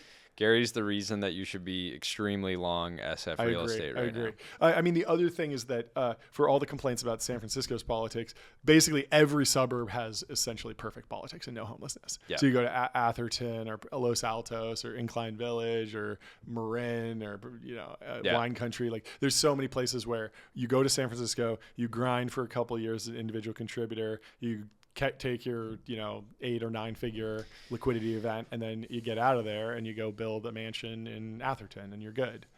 And so it was never that big of an issue because by the time when you're young, who cares if the streets are a little messy? You just walk right past it. When you have kids, you're not in San Francisco anymore. Yep. In-N-Out Burger fan says, In-N-Out fries are actually good. They're shipped right from the farm, individually cut in our stores, and then cooked in 100% sunflower oil, unlike McDonald's fries, which are prepackaged, frozen, and contains processed ingredients. Why'd you put this in the queue? Oh, man. I just like that In-N-Out is this... This is not the official account. This is a fan account. Oh, okay. But it's funny because I actually put it in because I thought it was their official account. Yeah. And I'm like, you are gonna get dunked on because I don't want to have your seed oil. It's a seed oil fry. Yeah. So maybe we can cut this one out because I don't have anything good to say about it. Oh well, we'll just move on. Let's move to Greg Yang. He says, ever since I was a jit, I knew I was the shit. Oh yeah. Breaking. Playboy Cardi look-alike spotted in India. What? Do you know the Playboy? Do you know that Playboy Cardi song? I don't. But Greg Yang is at XAI. He's been on the show before. We love him. And the photos are two photos. One of Playboy Cardi, one of an Indian guy who looks kind of like Playboy Cardi. Very different hairstyle and very different. Hey, I think he looks. Dress. No, so actually, no. I remember why. Why'd you put this in? Greg is like the best emerging shit poster that I've seen. Yes, right? He's been on an absolute tear. Yes. And he's at XAI, and I'm glad because I know he's gonna be training the AI to be funny. That's like great. Greg. That's one of the last hurdles for these models. So the last hurdle is to be funny. So thank you, Greg. Please make sure that your posts end up in the training data. Do we have another promoted post? Promoted post from my friend Ankur Nagpal. He has a company, a fantastic company. I was lucky to invest in the seed round a while back. He let me put a small check in, but he has a company called Carry, and he's highlighting today that 2 years ago we were demoing an alpha hack together in a few weeks, and 1 year ago they were at 20K of MRR. Now they're at 100K of MRR. Growing at 8% a month.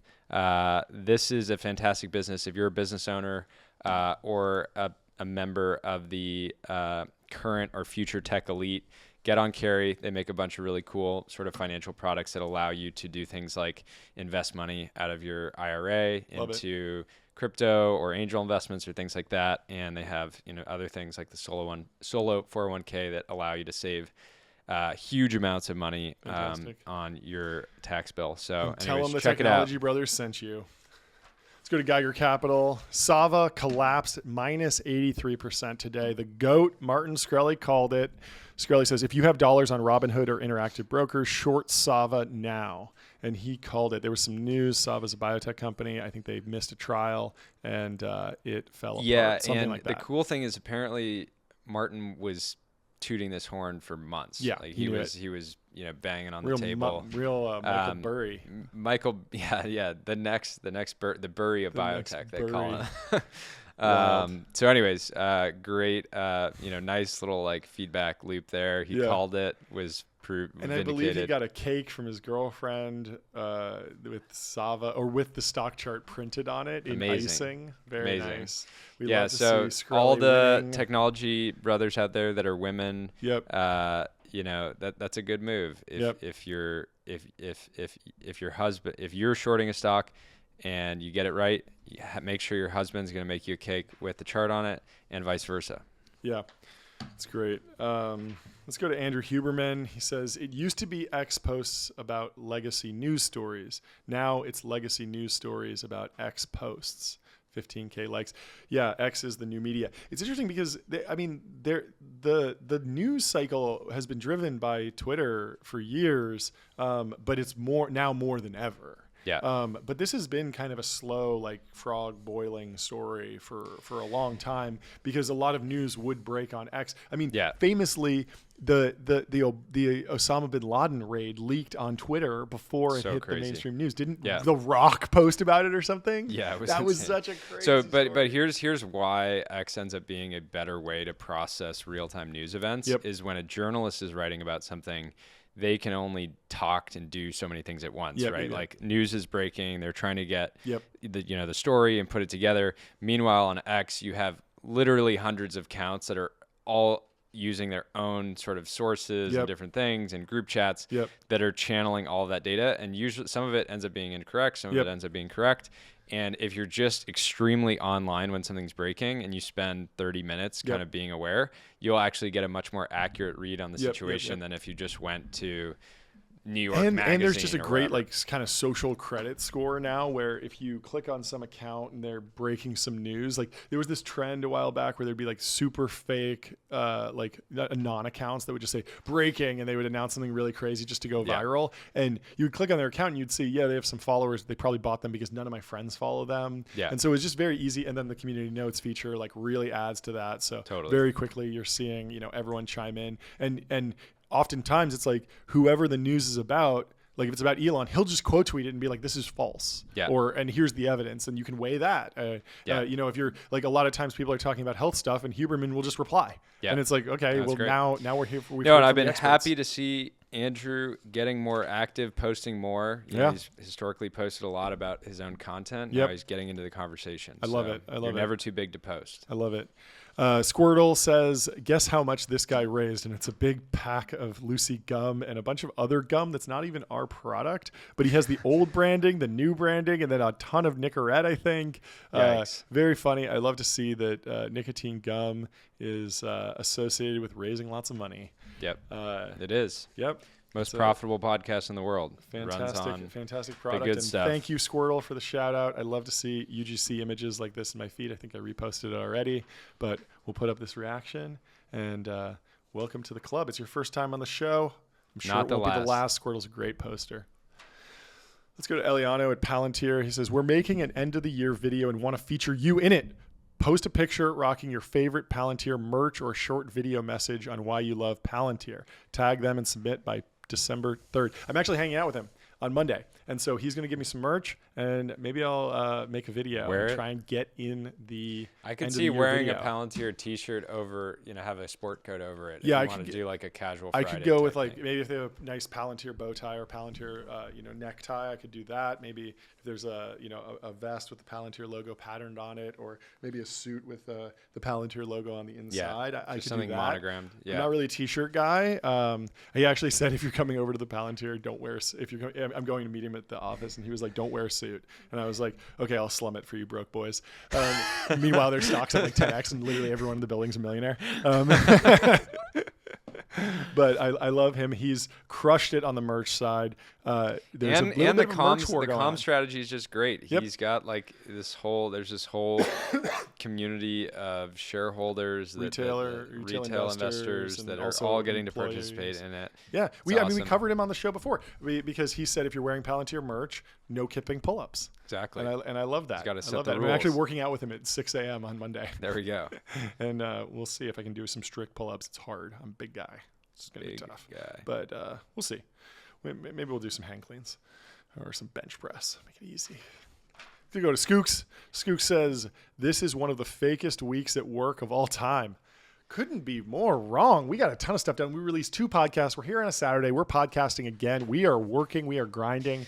I was working yesterday. If last week felt like a fake week at work, you need to quit your job immediately. And if it felt fake, DM us the company and maybe we'll short it. I don't think that's insider trading. I think that's just understanding the culture at a company and doing facts. First party research. Yeah, if it felt like a fake week, you need to walk in and I do get this though. Like I think it's I almost wish I almost wish it was just a week long holiday. Right, that just everybody had off because people do need to rest up a little bit before the last sort of month-long push until the end of the year. Q4. And it does feel like just a silly week in many ways because a lot of Americans are gearing up to spend a lot of money yesterday, Black Friday, and then all the way through Cyber Monday. And so if we could give people that time back, they could focus on spending money in the right places, supporting the right big businesses, supporting small businesses, and everything in between. Yep.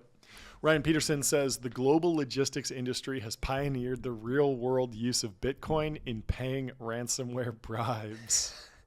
Ouch. That's hilarious. Ouch. I mean, that's legit. Like you get the ransomware. Have you seen how this works? Like you get a piece of take over a ransomware, ship they take over or- they take over or your network, and basically they ransom your data, and all the data is encrypted. And then if you pay the Bitcoin ransom, it's unencrypted. If you don't pay it, it's deleted. And there's just a ticker, and it's just a time. And so it's like you have a timestamp and a pressure, and you can call them and actually negotiate with them. It's crazy. You can get on the phone and be like, look, like this is just too much. Like, what can you do for me? Like, let's break it down. And if you're a good negotiator, you can get it down It's to like an old school stockbroker. But the craziest thing is that they need like the scam artists need to maintain a reputation for actually following through if you pay, and so they do. And so if you pay, they will unlock it, and so But very, very risky. But I mean, of course, the global logistics industry runs with a lot of outdated software. There's a lot of Windows XP, a lot of older computers, not a lot of up to date latest hardware across everything on chips and all sorts of different. I wonder if any of the Somali pirates are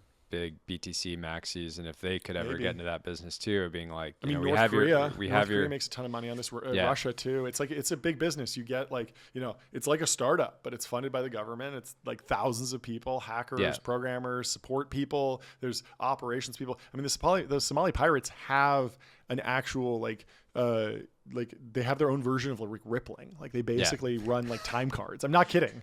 Like they actually have time cards. And it was the same thing with ISIS when they went into when the American military would go into like ISIS strongholds that they'd like push them out of. They would find like time cards. After you say this, you have to understand there will be in the next YC batch Rippling for pirates. No. We do not support pirate SaaS. Yeah. On this podcast. No. We got to cripple them because the SaaS is one Take of away our their greatest SaaS. advantages. It's making them too powerful. Under discussed, but one of the most important. Here we go. Tyler. We got to highlight this even though we already did it. He says, when capital is incinerated, i.e. Northvolt, the brothers should do 5 seconds of silence on @TechBrosPod. Real quick, 5 seconds. Okay, we're done. Back to the show. Yeah. 5 seconds in our world is 1 second in your world. Everything moves faster when you're a technology brother. Accelerate. Packy McCormick says, I'm not a regular VC. I'm a mullet capitalist. And he posts a picture of these mullet capitalists where it's normal business in the front, a venture party in the back. TCG has a talent agency with a fund. Superconnector has a sales network with a venture fund in the back. Acquired. 20 VC, not boring, and the generalist all do content with VC funds in the back. And and there's look at what's that lobbying group in DC, the Uber guy who I'm blanking on the name of his fund. He got really good. Josh Moore? I don't know. It's some guy, but he's basically like very good at working with the government. Yeah. And so he was like, well, if I'm good at this, why don't I do this? And then I'll just also invest in the company and my clients. So if you're in a line of work that allows you to get sort of like the thing with the private markets is it's basically just like nonstop like insider trading, but it's legalized. So if you know more about a specific company, you are allowed to invest as much as you want into that business, and you have a real edge there. So. Yeah, it makes sense. Find your edge, find your differentiation. And a lot of those firms are building one direction from a primary like value add business and then they're adding the capital allocation on the back, as opposed to a lot of funds that are doing the opposite, where they start with the capital and they try and throw up some sort of, we also do recruiting, or we also do content. And also if you have a business that's your primary economic engine, you don't need to raise some massive fund for it to be worthwhile, because it's just sort of icing on the cake, basically. Yeah. Let's go to Rahul. 0 interest rates. We love this guy. He's been on the show before. He has an award named after him. Yes, right? yes. The Ligma Award. The Ligma Award. He shares a screenshot from his LinkedIn requests, and someone writes into him and says, I was Googling future tech billionaires and your name came up. I thought it would be great to connect before you hit the cover of Forbes so I can brag to my friends that you're in my network. And who knows, maybe I can help you get there. Reply to Chaz. It's funny that he blacked this out but forgot to black out Chaz. Chaz. But what a great name. I'm rooting for you, Chaz. I hope you help Raul become a future tech billionaire. I think he's on the way. He's been crushing it. He's on the His way. company's doing well. Trolling often good sense of humor, good comes poster, before understands media, understands programming and AI. And we use great. Julius Yeah. to make sure that we're constantly maintaining the highest profit margins in the entire podcast industry. Yep. Just dump the entire P&L in there and then dice it up. I want to know what service Chaz is selling. Well, he says he's a B2B brand builder and revenue generator. Ooh, sounds like he's a ghostwriter. Maybe. Yeah. Um, I don't know. I like the revenue generation thing. Very funny DM and broke through. I bet he accepts the request. I wouldn't be surprised if they actually meet. Maybe they do some business that together. Works. Way to stand out on LinkedIn. I wonder if he sent that message to like 1 million people. Hey, I was Googling future tech billionaires and your name came up. That's a good opening line. You send that from a female EDU account, game over. Game over. Game over. I talked to Morgan about that, by the way, and the guy who posted that originally, and he was like, everyone was like, oh, what name do you use? And he was like, my name. I didn't realize that that's what he was saying. He was like, he still has an EDU account in his name, and he has a name that's ambiguous and often associated with women, and so his open rates are insane. And he was like, why am I breaking through so much? Oh, and he put it together. That's crazy. Because he'd walk into a meeting with someone and he could just see them be like, oh, fuck. Which is hilarious. A Chad. Yeah, it is a Chad. Middle Market Mac says, I work in real estate private equity. Translation, I buy strip malls in flyover states and replace the mom and pop stores with Starbucks. Well, if the mom and pop stores aren't monetizing properly, they gotta go. They gotta go. Yank them out. Yeah, it's crazy. I don't think people realize this, but when Starbucks does a lease deal, they block other coffee shops from coming into that whatever property. Yep. Which is really frustrating for me because right by my literally whatever quarter mile from my house is this amazing development that we go to all the time. And the one thing it doesn't have is great coffee, and it's because Starbucks is there. So no other businesses can come in and offer coffee. Very frustrating. I'm short Starbucks broadly. It's there's this crazy story about Starbucks where the founder was doing a deal and he was getting strong-armed from an investor, and so he called up like a lawyer who was in his network, and it was Bill Gates's dad. There we go. And Bill Gates' dad came in and met with this investor who I dug into it and I tried to figure out who it was. It was somebody in the Seattle area. It might have been somebody like in the Bezos world. It was something really, really funny and interesting. And Bill Gates' dad is just like, look, this guy's building a good company. Like, don't fuck over this guy. Like, you got to do this deal on these terms and just like lay down the law. And, that's great. And then hey, he got the Technology Brothers, if you're having any type of business problem, call Bill Gates' dad. There you go. Do we have another promoted post? Promoted post from Guy. He's been on the show before. He says, if you are not verified, why not? Important. If there are any Technology Brothers out there that are not paying to be verified on X, go sign up right now.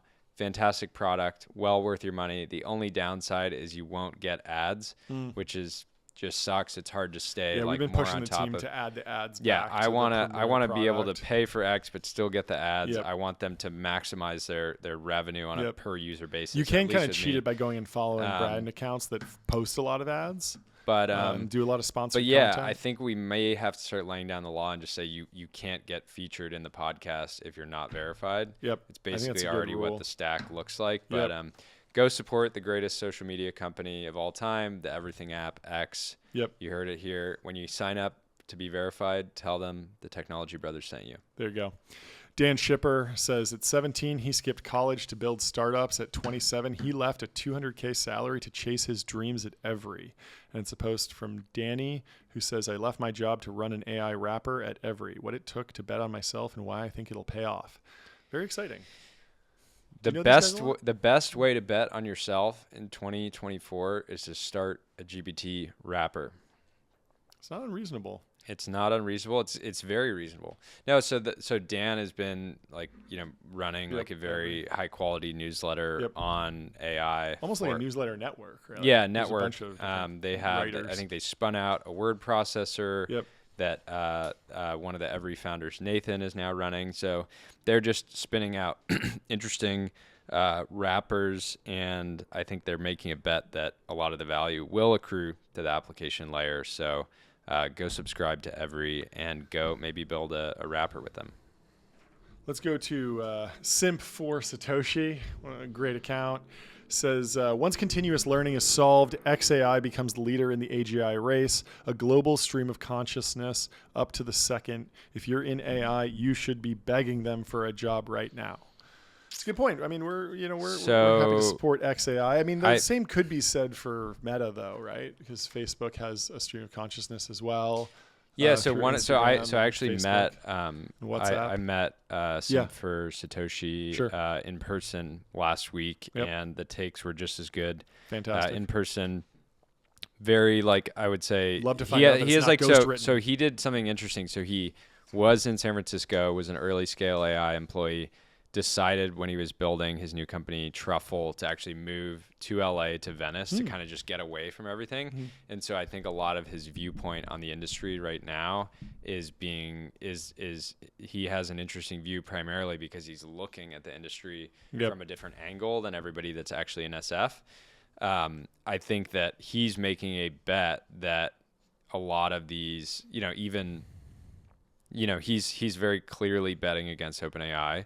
That's his view. And Truffle, the product that he's building it in part for, people on the Reddit, Llama sort of AI community and a variety of other sort of customer types. So anyways, there's more horses in the race in OpenAI. So don't be afraid to build a thin wrapper around another model. Let's go to Guy. Been on the show before. We just mentioned him, in fact.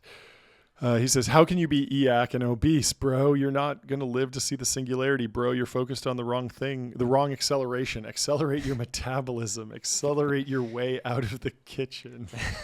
With about 7 crying emojis. Hilarious posts. Hilarious posts. Big fitness and real. fans here. Get shredded, get peeled, get diced, get grainy. Watch some more plates, more dates. Hit the gym, hit the squats, the deadlifts, the bench press. We're into PEDs on this show. If you need to accelerate and you're finding it hard to build momentum, just some basic stuff. Do the little exogenous testosterone, injected, little testosterone once a week, creatine, little Ozempic, little Tren, little D-ball, little Anavar. Just the basics. Just the basics. Just to kind of give you a little bit of a push to get going, and then you're coasting. Cycle. You don't need to be completely on it all the time. You'll just sort of get your internal spirit to a point where it's firing on so many cylinders. Yeah. But you should know what it feels like to be peeled and walk around at 5% body fat. Yeah. And just absolutely look diced. You definitely want to have a diced era, a diced arc. That's important. Yeah. Ben, who's been on the show before, says, yesterday we added little yellow sticky notes because you can just do things. And it's a video post. He says, you're probably wondering if there's a corresponding cute little stack of all the sticky notes you've made, and I'm here to tell you that there is. What product is he making? This is the product he's built? So Ben famously was the designer behind the Jaguar rebrand. Yes. He's the recipient of the Rahul Ligma Award for trolling as well. And we mispronounced his name. It's Hylac instead of Hylic. Hylac. So Ben has a product that his product does product analytics for AI tools, and I just thought this was awesome. I'd never seen a company add like a feature specifically like this. They have it in like FigJam or whatever. I find it to be pretty useful, but adding it to a product that is multiplayer product that's complicated is just like kind of it's something that is so helpful. We use sticky notes here on the podcast. Yeah. We print everything out. Yep. It's the original. But when we're in format. Figma, we usually go in the comments section. But this is kind of like a more permanent comment. Yeah. So you just kind of leave there. That's cool. And then you can probably toggle them on and off. Add some sticky notes to your SaaS app. It's cool. It's almost like what was that? What was that word that Apple was using? Skeuomorphism. Remember that? Yeah. And then that went way out of fashion after like iOS 7 or something, and they made everything flat design, and then everyone was anti-skeuomorphism. But the original like Game Center was like a felt table, and like the original notes thing. When you click new note, it would like peel a page back. It started to look kind of tacky, but it's back. It did, but now it's back. These things always just go in cycles, and you can tell that he's a good designer because he's rejecting the consensus of like I want to be able to add. Right at the right time. I want to be able to add a sticky note to a ramp, open, receipt. Hey, who the heck has? When I open my Ramp app, I want to hear the cash register cha-ching, cha-ching, cha-ching, cha-ching, cha-ching, like that. Yeah, that's what I want. Exactly. Speaking of ramp, Let's do a promoted post. This one from our friend TK over at Ramp. TK was an early employee at Ramp, went out to build a Sequoia-backed startup, and then was acquired by Ramp. Incredible story. Ramp is a talent vortex. If you don't work for Ramp today, you'll either be a user of their product in the long run or you'll work for them. There's only two end states for us all. But TK says, happy Thanksgiving, everyone. I'm grateful for my healthy family and friends. Let's raise the scale of our ambition. Low TAM banger, 26 likes at the time of the screenshot. But I just like that he's using this sort of Thanksgiving as post as almost like a mousetrap. Yep. You get in there, you're like, oh, I'm just healthy, that my family and I and my friends are healthy. But he's like, no, this is actually time to raise the scale of our ambition. And so this was, posted on a week that a lot of people said, hey, not much work is getting done this week. But one of the best things you could have done last week is be grateful and raise your ambition. And I'm sure that Ramp employee asked for a raise every single day, including on Thanksgiving. Never give up. Luke Metro, who's been on the show before, says this is the average technology brother couple, and he quote tweets a post with a progressive GF and a fascist BF, and it's a picture from the prequels of Star Wars with who is it? It's Anakin Skywalker and Padme. Is that her name in the show? Padme? Yeah. Hard disagree. Technology brothers are not fascists. We are anti-fascist. We hate authoritarianism. We hate Xi Jinping. We hate the CCP. And we still don't like Germany because of what they did. And so we like America. We like liberty. We like freedom. We like coal. And we like capitalism. Yep. So fix this, change this to, how about capitalist GF, capitalist BF, the perfect match made in heaven. Let's go to Bridget Mendler. Lindy. She says, exceptional begets exceptional. 6K likes. I love that she's now in tech because she has this she's rabid a poster. fan base, and she's a great poster. This is a great post regardless, but she also has this maniacal fan base from when she was on TV. And so she's brought all of them over, and she's just doing probably more positive techno optimism, proselytization. Potential brother of the week. Potential brother of the week. Let's put it in the stack. Fantastic poster. Fantastic Gundo bro. Total Gundo building a Northwood Space communications hard tech company funded by Delian at Founders Fund. Amazing. It's great to see. But she's a very, very important voice, very underrated. Whereas a lot of the techno optimist people, we exist in this echo chamber. There was this story today, this week about Mark Andreessen going on Rogan and talking about Operation Choke Point 2.0. And this was a story that had been broken by Pirate Wires 2 years ago by Nick Carter. He wrote the whole piece, and it was essentially common knowledge that Operation Choke Point 2.0 happened, all this debanking, all these problems, and it was, and a certain set of the techno optimists and tech elite were very aware of this. But it was very important that Mark go on Rogan and bring this to a larger audience, because it's not enough just to have these ideas propagate within these small niche podcasts. They need to go broad, and that's why we're so bullish on the All In show actually going broader, because they're bringing the tech ideas to the masses. And it's why it's actually okay that they're doing politics and being Elon needs to acquire Disney, make all the new Disney TV shows accelerationist, right? I love it. I want 5-year-olds launching rockets, right? That's creating fantastic. rogue foundation models. Great. That's great. Let's turn Disneyland into a science park, right? You should be able to get strapped into Starship, launched up into the air, and then caught by the chopsticks, right? That is a fantastic Disney experience. Elon, when you hear this, please consider a buyout of Disney. It is the next frontier for you. Do a promoted post? Promoted post. So you might be surprised on this one, brothers, but we are back with a promoted post from Lamborghini. And the reason that I'm highlighting Lamborghini twice today is because it is the holiday season. Your significant other, whoever they are, is probably thinking about what to get you for whichever holiday you're celebrating at the end of the year, Christmas, Hanukkah, etc. And I can't recommend a Lamborghini enough. Lamborghini says here, imagine the calming rhythm of ocean waves merging seamlessly with the commanding roar of the Huracan Serato. Some ASMR experiences don't need your ears to believe. Hashtag Lamborghini. And I'm going to skip the emission and fuel consumption data disclaimer here, but I would just say the Serato is a fantastic car. It's fantastic. If you're Way underrated. Way underrated. If you're based in SF and you're driving up to North Star or Squaw for the day, perfect car. You can get there quickly. It's 4-wheel drive. It's off-road fast, tires. It's fun. It's lifted. You can put your skis it has on a the skid back. plate, so you're not going to scrape it if you're going into some skis ballet. on the back. Special headlights so that you can see through any type of fog or weather. And I believe it's the final V10 Lamborghini. Because hopefully not the final, but final for this era. Yeah, final for this era because LBO. the Tamario is a V6, I think, or V8. So anyways, go put this on your Christmas wish list. You get V10 power. It kind of competes with the Porsche Dakar, but they did a lot of special things to make the Serato stand out. One thing that we were exploring, if your partner or wife or husband is pushing back and saying, I don't want to get you the Serato, it's too expensive, have your business partner gift it to you and gift your business partner something of equal value. If you want a Serato, John, I could give you the Serato and you could give me a GT3 RS and we'd end up, even or on Tamario. it. But it's just like a business. Yeah, we can keep it all in the Lamborghini family while we're in the read.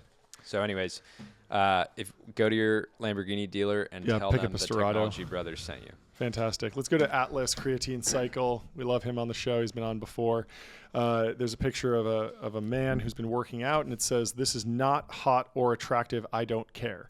And Atlas says, "Women can never seem to fathom that we aren't doing it for them. We are on a hedonic treadmill chasing that high we got from our first looking huge king from a dude." Could not agree more. No, and women will say, "I don't dress up or put on makeup for guys. I do it for myself, for myself and my girlies." And we're the same way. We're doing it for our brothers. Whatever aesthetic you choose to adopt, it's probably for your absolute boys in the group chat. You want to get massive. You want to be a. And we need to bring post physique into the technology. We're gonna do some breakdowns on who's. Chamath kind of led the charge here. He posted a shirtless. Zuck's been on a bulking phase for a while. So Brian anytime has been a bodybuilder in the past life. Brian still Johnson posts physique all the time. Still looking huge. We need more mass monsters in tech. Clearly. Brian Chesky was a bodybuilder, a competitive bodybuilder before he was a billionaire, and that's no accident. No accident. It was a path that you need Death Star delts, and your traps should be eating your head. That's important. Let's go to Chris Power. Chris says the highest EV NatSec spend we could do is just send one loyal operator to every acid party in SF and gently encourage AI engineers to not flirt with the CCP honeypot women who are very interested in, oh my God, tell me about your work. And so I had to push back because I love Chris. He's been on the show before, but I think he's wrong. I think we need to encourage the AI engineers to bulk, to lift, so that the CCP honeypots realize that America is the best, and then they flip and become CIA assets. You need to be flipping the assets with your delts. Exactly. If they see your traps are eating your head, they see that you're absolutely diced, absolutely shredded, you're walking around at 6% body fat, they're going to say, this is better than Xi Jinping. He's doughy. He's Pooh Bear. He's Pooh Bear. He's Pooh Bear. Yeah. And so if you get diced, Pooh Bear, stick with Pooh Bear or roll the with diced the AI Chad. engineer. Yeah, it's the Chad. So and the CCP is going to have to create materials that are basically Chad hominins, where they attack the Americans for being, they're too diced, they're too jacked. I saw another reply. They can do laundry on their abs. I saw a reply to a post like this that was like, oh yeah, the launch codes, they're on my nightstand. So if you don't have secrets, you can take advantage of that too. Apparently, it's great. Elon Musk says, "Did you know that 30 tech founders were secretly debanked?" And he's quote tweeting a post by a video with Mark Andreessen on Rogan. And this was a watershed moment. 34 million views on this. This went massively viral. Nick Carter had broken the story and I think one of the crazier things apparently. the First Lady and Barron were actually debanked as well. Really? I Yeah. didn't know that. Wow. Yeah, I think It a is lot of this brutal. stuff is like when we know some of the founders that were debanked and because they started when this broke, they started coming out and talking about it. Yep. And I think it was one of those things like obviously big allocators like Mark were aware of this because their founders were probably coming to them and be like, why can I not log into my bank? Yep. They probably were just getting a check in the mail for whatever Yep. their balance was. But it was something that there was zero ROI while it was happening on talking about it publicly. Totally. Nobody your was lawyers going are out saying don't talk about it. It'll Yeah. make you look bad. Yeah, and it seemed and the story was basically like this would happen to you, and there's nobody to go to. Yep. Mark was saying you basically had to just keep going to new banks, like hoping that they Yep. would eventually Well, accept you. The other flip side of this is that this is a huge reason to make sure that you're friends with your business partners. If you have a critical partner like your bank or like your fulfillment center or some supplier, like you should be going out to dinner with them. You should be attending their kid's wedding and going and really getting to know them, because at the very least, even if their hands are tied and they say, hey, we got a letter from the government, we have to get you off the platform, at least you get a heads up and you can work through that, and it turns it more into a conversation than just so because a lot of these big companies they just have algorithms that run over all of the accounts for like fraud detection essentially. Yeah. And then they also have, detection. They might get some update. Oh, the law changed and we need to, kick certain accounts off the platform. So let's just run the for loop over every single account and say, is this person doing crypto stuff? Let's scrape their web page. If it says crypto anywhere, we'll, kick them off and send them a letter saying that they are no longer here. Yeah. And that doesn't have to be automated. Like it can be a relationship business if you're with the right person. So this is something where YC is super valuable, because if you're working with another YC founder, like you automatically have their email. Even working with other portfolio companies in whoever's invested in you, you're one phone call away from your VC, your board member, to their VC, and very quickly can get in touch and just say, look, what can you do for me? Is there anything that you can do to delay this? Put me in touch with someone else. Can we do some other program? Can we de-risk this? Can we write some sort of contract where we're indemnifying you? There's a lot of things that you can do to avoid this. Yeah, and this was all happening was when Andreessen and other firms realized they needed to spend way more time in Washington because they were like, there's actually bigger games being played here that are not just in our world. Yep. Let's go to Edward Robson. He's quote tweeting Dan Primack, who says, hearing from a handful of VCs that they have interest in joining Doge. Sounds like it has two drivers. And Edward Robson says, we need the Thoma Bravo ops team in here, not a bunch of people that go to happy hours and write think pieces. That's a good point. I don't know if VCs are cut out for it. I think we need the PE guys on this one. Let's get the PE guys in Doge. That's what I've always felt was funny with this whole X movement around you should buy a small business. Yep. Because there are thousands of private equity bros that are highly trained, highly efficient, ruthless, that are all hunting for these same deals. Yep. And one, given their experience, they can probably pay more. They can probably pay more and raise more for you for the same company. So if you're buying a company, it's either like off the market and you're getting lucky, or everyone else already passed on it and you're buying a dud. Also, I mean, the U.S. government, like the problems with the government, although we never talk about politics, the problems of the government are not, we just need to fund more, Manhattan projects right now. It's like the Manhattan projects are already happening. They're happening in the private sector. Like the plan to get to Mars is happening at SpaceX. We don't need a Manhattan project. We don't need some incredible capital allocator, because VCs are great at certain things. They're great at seeing these long tail, power law outcomes and betting on these, interesting founders. We don't need the government to make that. We already have that set up in the private sector. What we need is someone to go in and clean house and create efficiency for a bloated honestly, organization. so the government stays out of the way. Yes, right. exactly. So with SpaceX, it's like, hey, SpaceX is investing billions of dollars to make sure that we have space supremacy as America.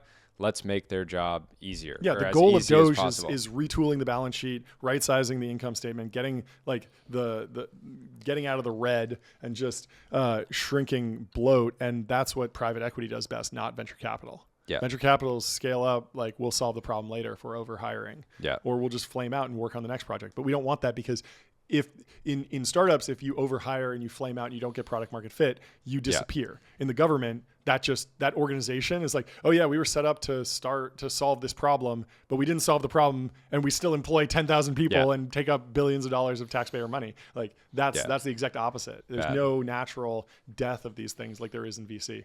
So let's go to shitposter emeritus. Shitposter says, whenever you think there's not like another great name for a shitposting account, there is. There is. Shitposter says, we are officially in let's reconnect after the new year territory for office jobs. With a bit of skill and finesse, you could probably avoid doing any actual work until MLK Day. 11,000 likes.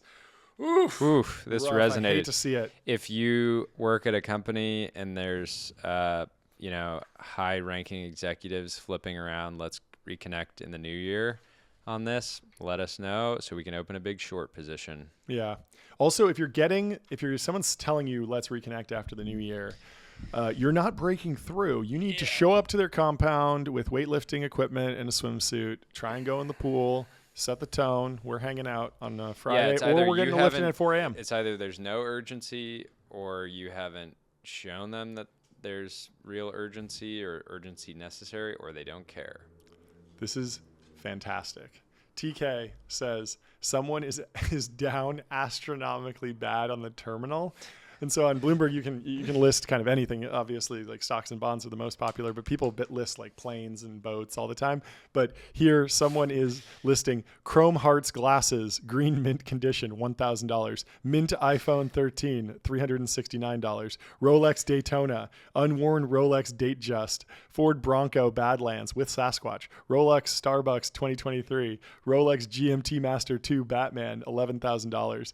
And this guy's just liquidating all of his luxury goods. You hate to see it, but you shouldn't have bought so many Rolexes, man. Yeah, you spent mistake. $50K on Rolexes. Could have gotten a Patek. Boom, first mistake. And you probably wouldn't need to sell it because you would have made better deals. Yeah, you would have made it more of a statement in your meetings, and you would have got the deals you needed. Exactly. Done. Fewer better pieces. You want a power law collection. And stick with the Holy Trinity. Yeah. Yeah. Even for one of those rollies, you could have had a Vacheron, and it maybe wouldn't have gotten so many comments at the country club, but people would respect in the boardroom. Yeah, you'd be good. Let's go to Will Manitis. He's been on the show before. If you're a young person interested in weird things, basically the only good advice should be you should be a 100x more commercial. Someone will get very rich by monetizing the things you find out. There's no reason that person shouldn't be you. Yep. I love this term. I love the term commercial. People are still way underweight. I heard it first think from about Patrick 5 years ago. 5 years ago, how many people were like Wim Hof, the cold plunging guy? Yep. He's running cold plunging courses still. Yep.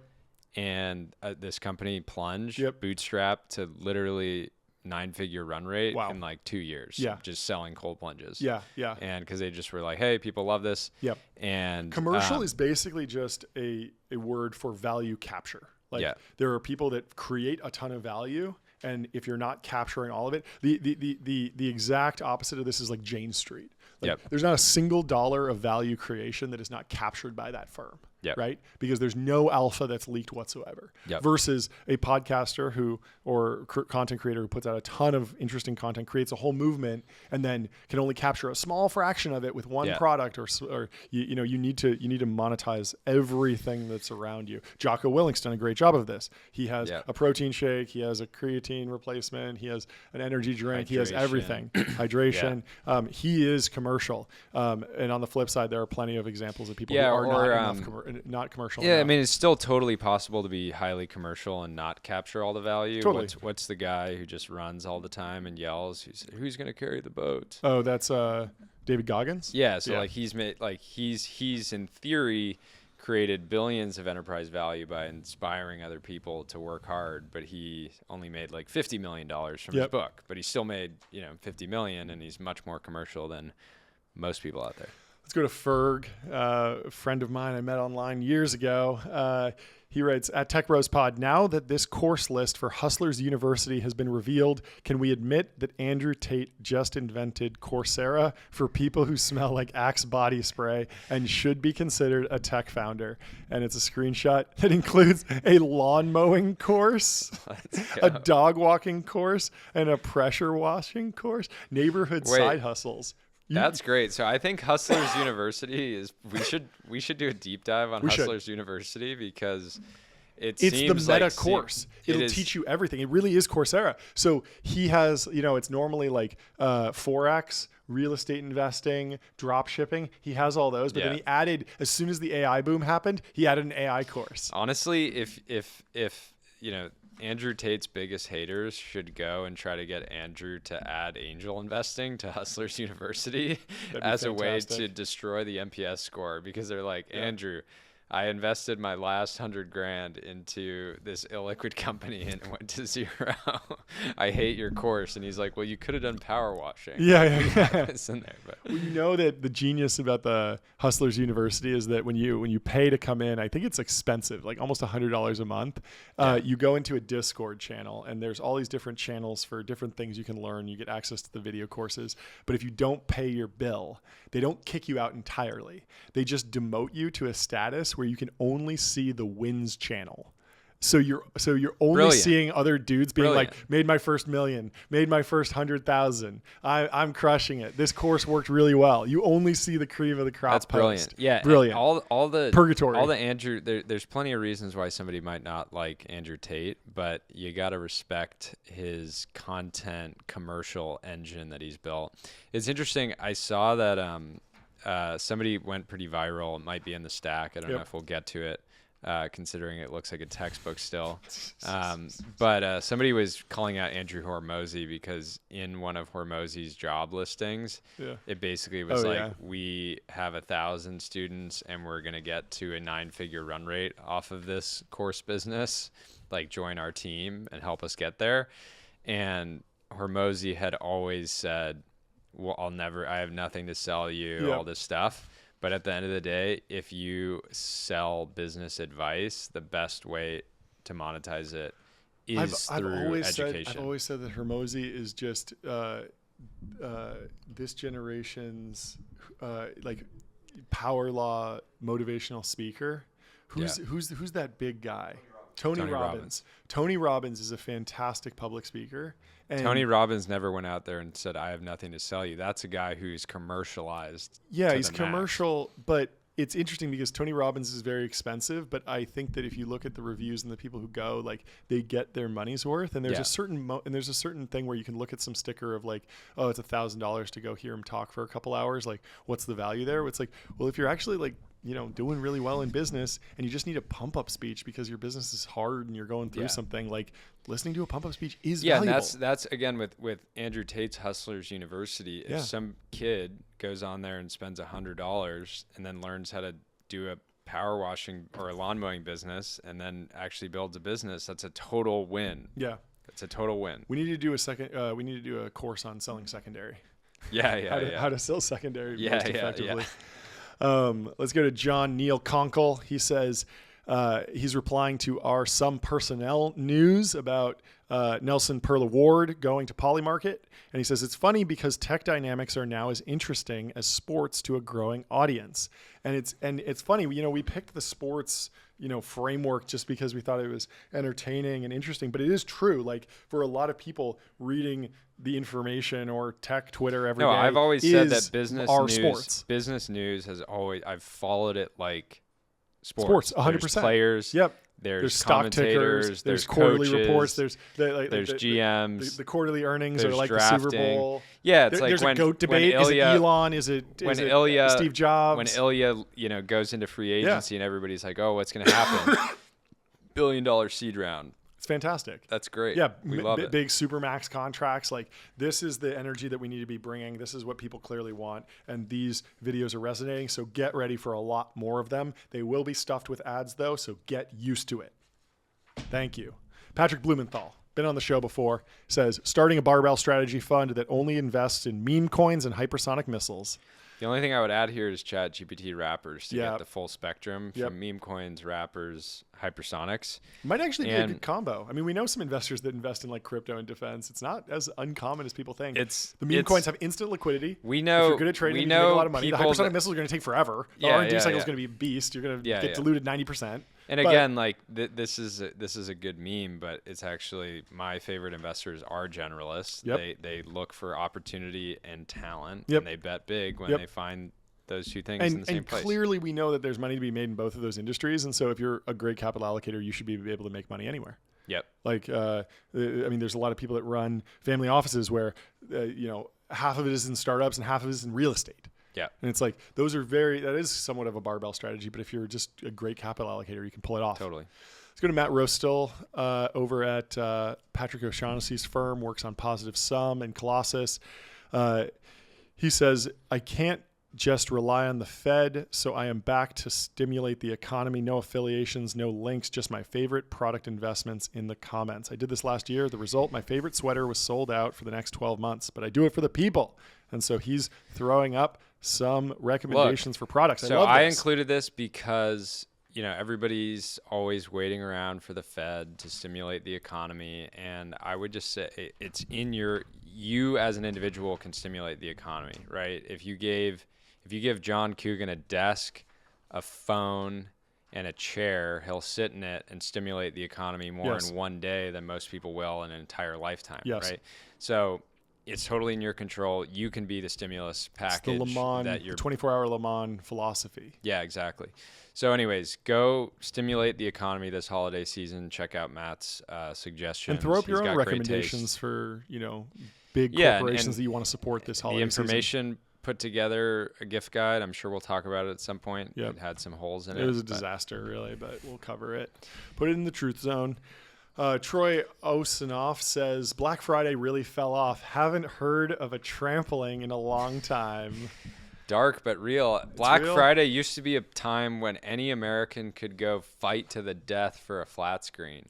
And you just don't see it anymore. I don't know if TVs have gotten too cheap or everybody's just buying online now. But that was a great American pastime. Yeah, and I think we rushing need in the if anything, store. we need to gamify it more. We should have, now that it's not actually happening in the real world, we should have celebrity boxing style matches where two everyday citizens can fight to death and the winner gets to buy a TV for $300. You should have to, I mean, if we can't bring the physical risk into the shopping experience, we should bring economic risk into the equation. So when you log on to Amazon, you should have to stake a couple grand. And if you get something good and you're the first person, you get to cash out, you get some good stuff. But if you're last in line, you lose your money. Yeah, I'm surprised. We need to add gambling into this. Why has Amazon not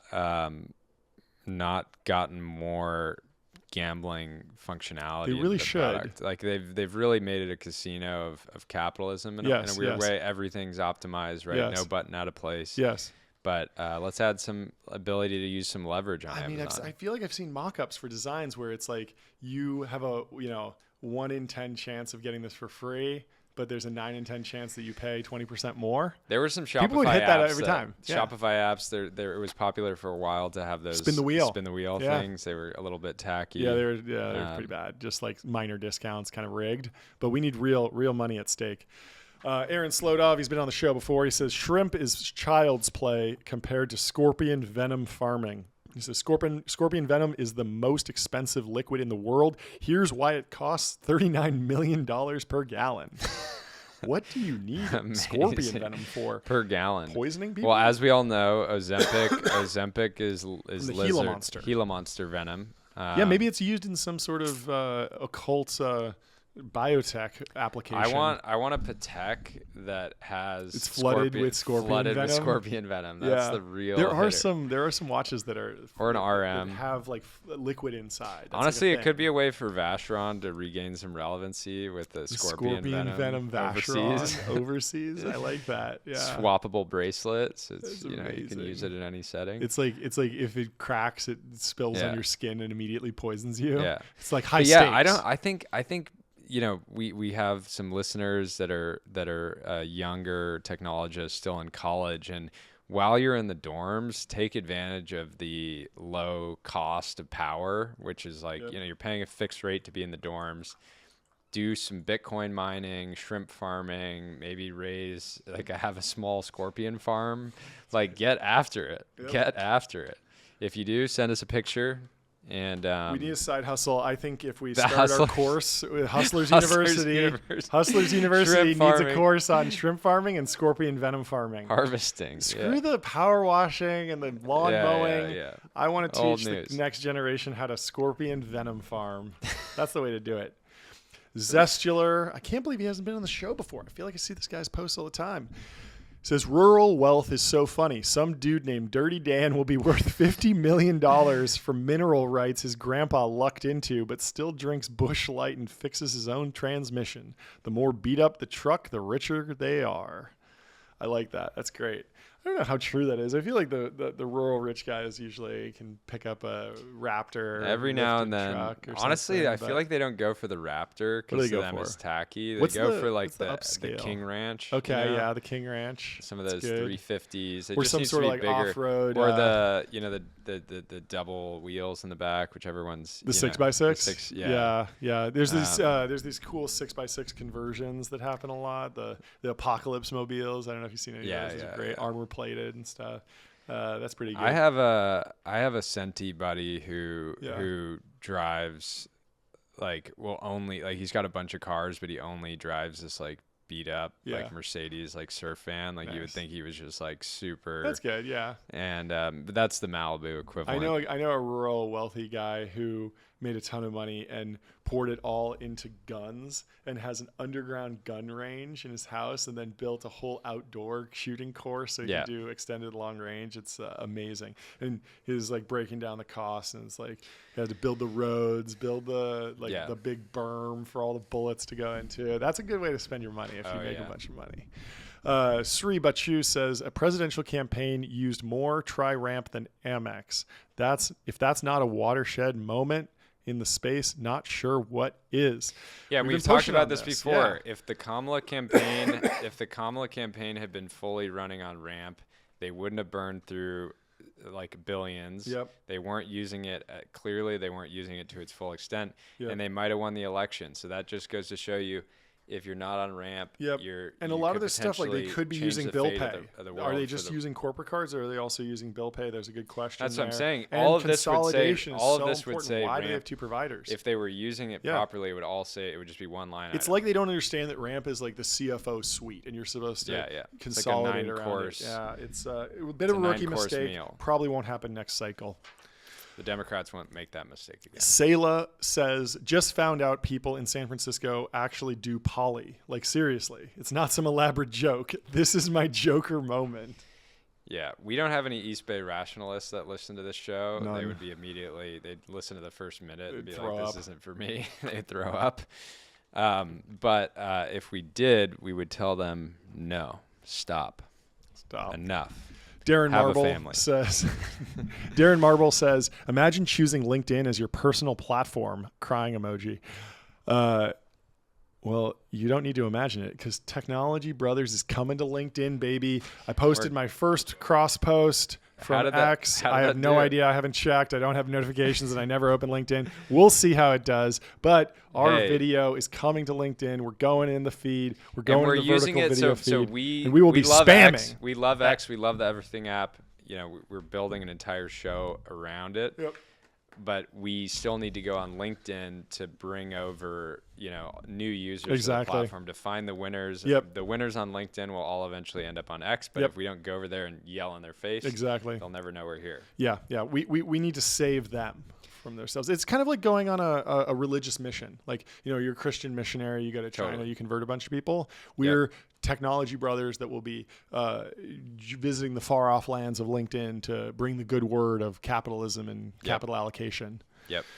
Turner Novak, first time on the show. Welcome.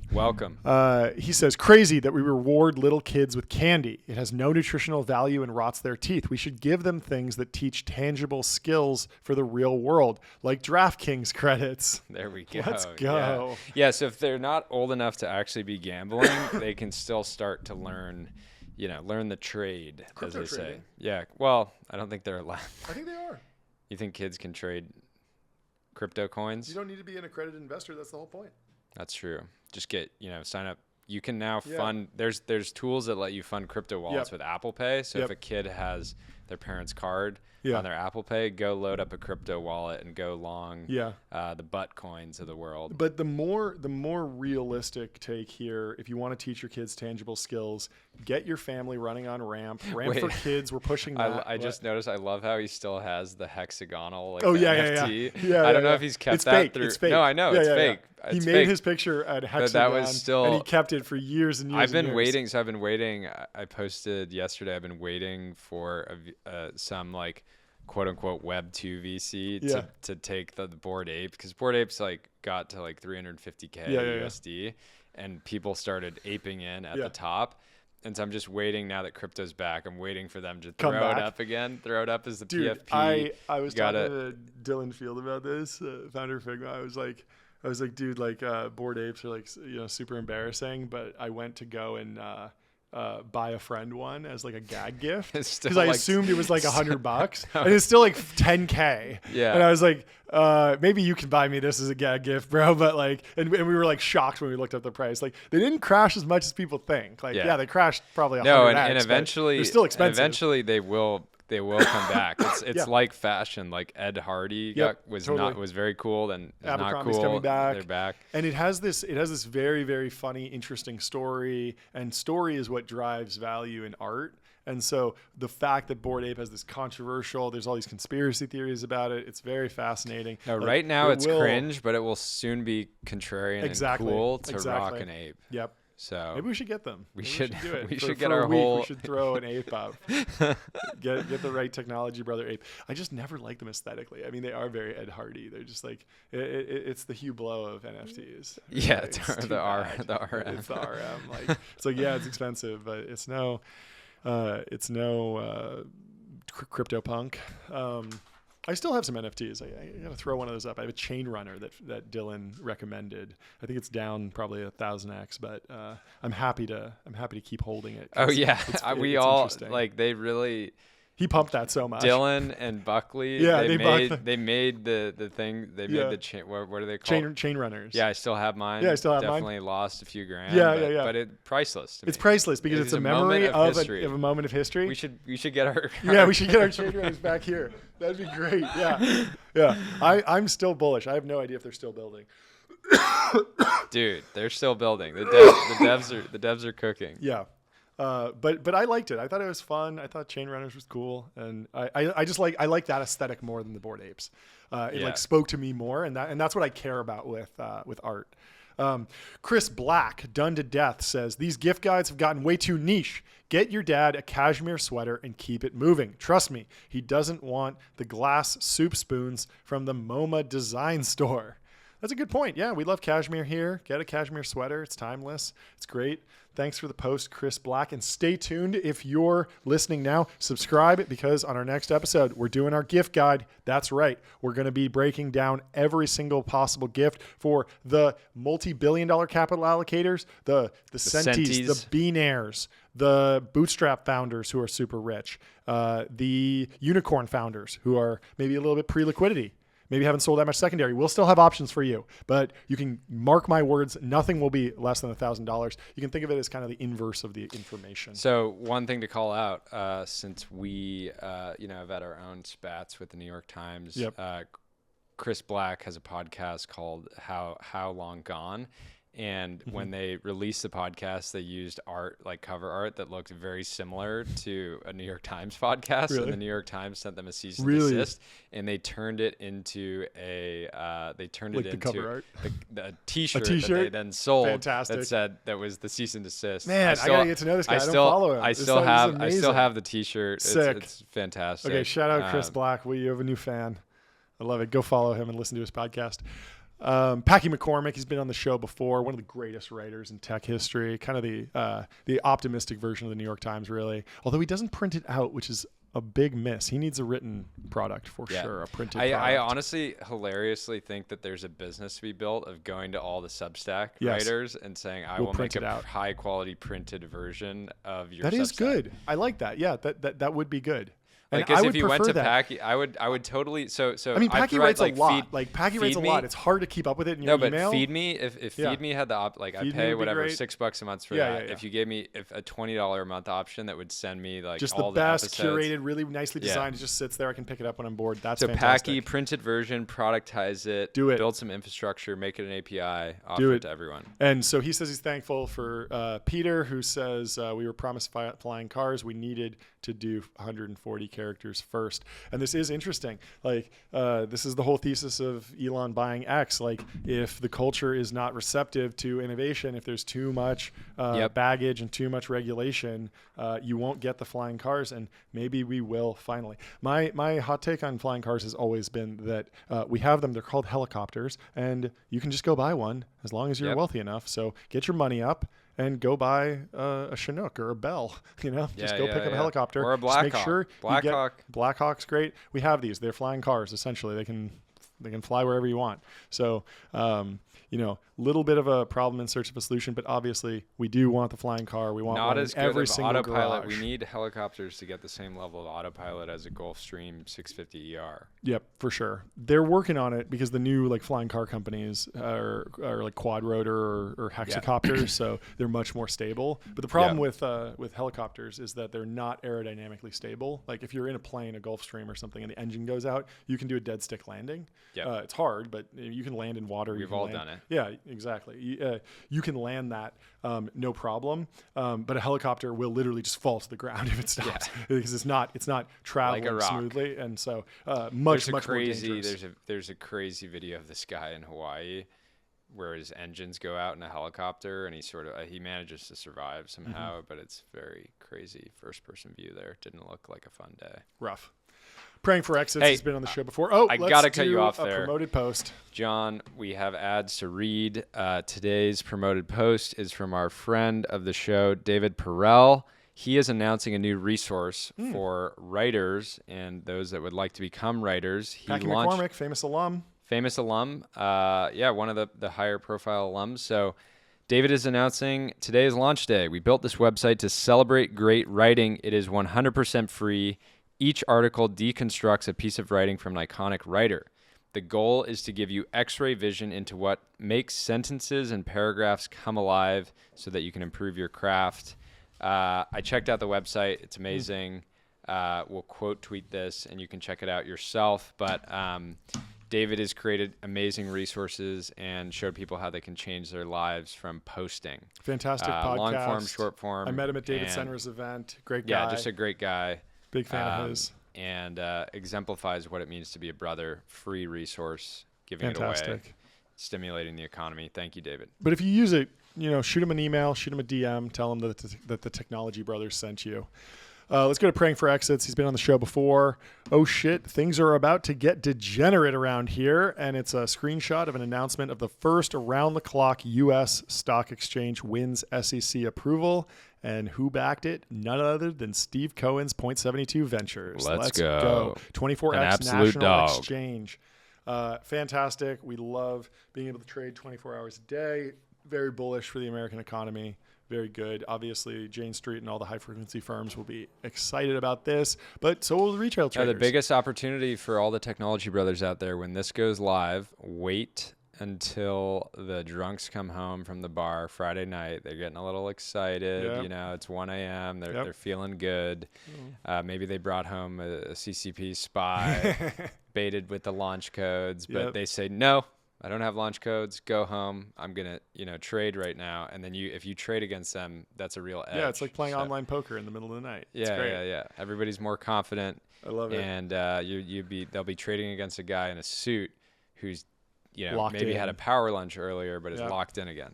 Fantastic.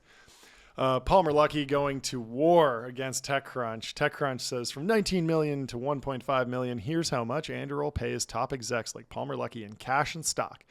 And Palmer says, let me correct you, TechCrunch. In 2018, he traded in his government salary for a minuscule salary and significant equity in Anduril, a tiny months-old defense startup with no revenue that we just described at the time as having just crawled out of stealth mode.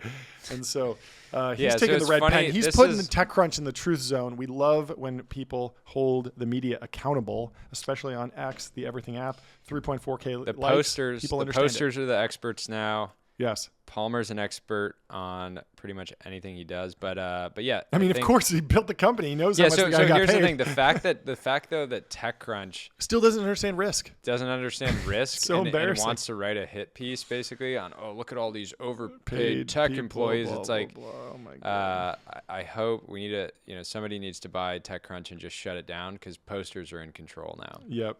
Well, lots of people are working on it. They are dying a slow death. And aren't they owned by? I'm pretty sure they're owned by Verizon. Really? Like Media Corp or like Oath. some. Yeah. It's really bad. You get like a media kit from TechCrunch, and it's just like rough. Oh, this is a good tip for our listeners. Doomers is showing a post about the Jam Boy, which maybe some of you already use, but some of you should get into this game. It says, to ensure that no flying pests disturb their games of golf or croquet, the Brits would hire a local and cover him with jam or jelly. The bugs would be attracted to the jam, leaving the aristocracy in relative comfort. And so, yeah, if you're going out golfing with maybe some BILLIONAIRES or some Senties, bring a Jam Boy. Bring a Jam Boy. Cover them in jam. Cover them in jam so that the bugs are attracted. I would just say, please use organic jam. I don't want to hear horror stories of a Jam Boy covered in seed oil. Yes, exactly. Jam and if you're going to use an intern, make sure they're paid. I don't want to hear a story unpaid intern. No. We can't be doing that. Turned into a Jam Boy at Trump National. Yeah. This is somehow more degrading than being a blood boy. Totally. I think I'd rather be totally a blood boy because than it's a like jam your boy. blood is now going to be for the mosquitoes. For the mosquitoes. Instead of like a blood boy is like asking somebody to be your blood boy is a sign of respect because you're saying your blood. I want your blood. I want to use it to fuel my ambition. Yeah. Also, I mean, talk about like disrespect. humble beginnings. Like you have that story about that's probably a complete lie about you like being a valet or whatever.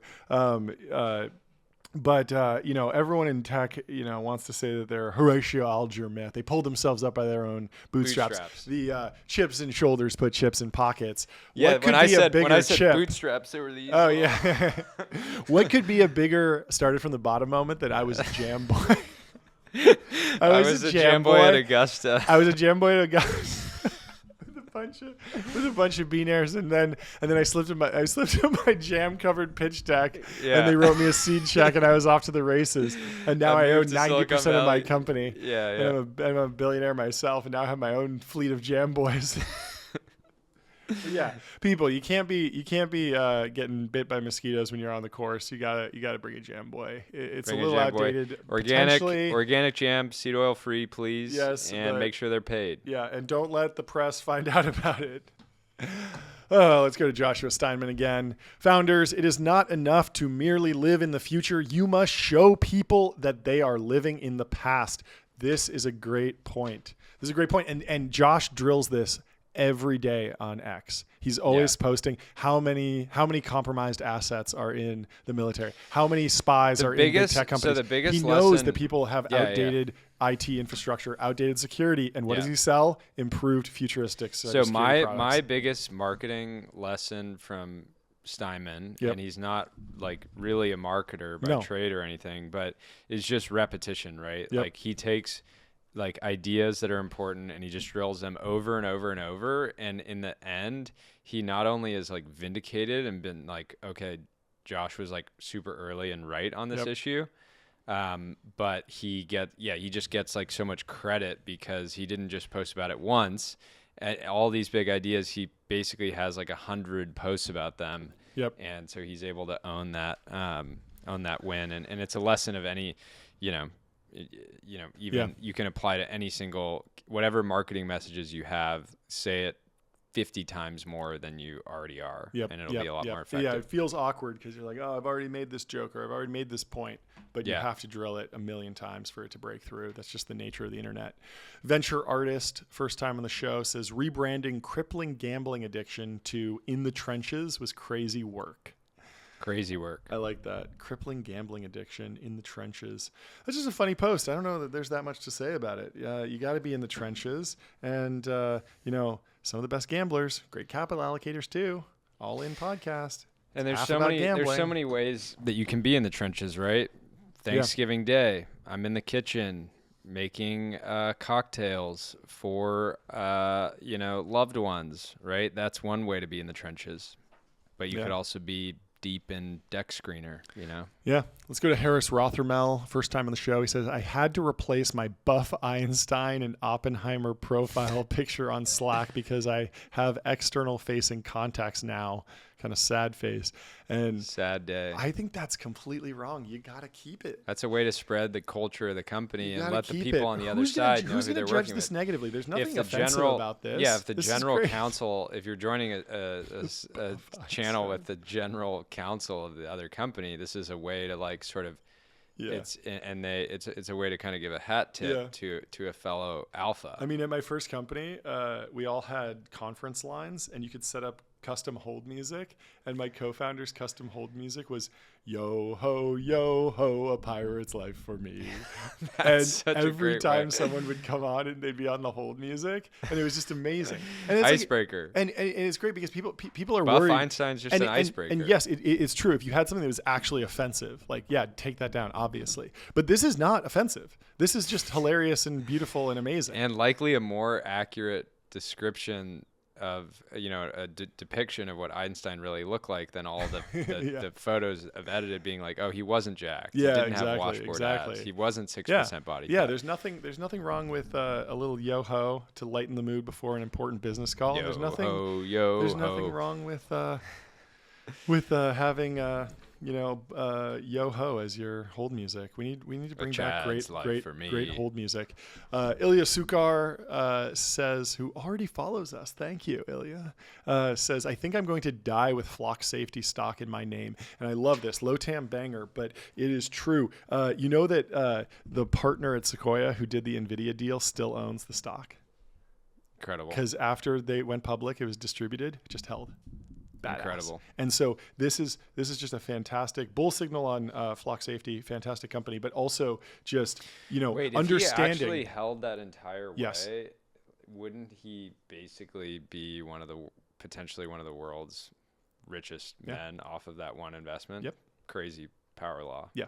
Outlier. Yeah, fantastic. Now has like a huge family office. I mean, Amazing. again, it's it was a partnership investment. There were LPs that got distributed too. Of course. And they only took 20% of the seed round or something. So you slice it up, but yeah. still But maybe 1% he had of at one NVIDIA, point, like that's still like what, 10 billion, something like that in most times, maybe more sometimes.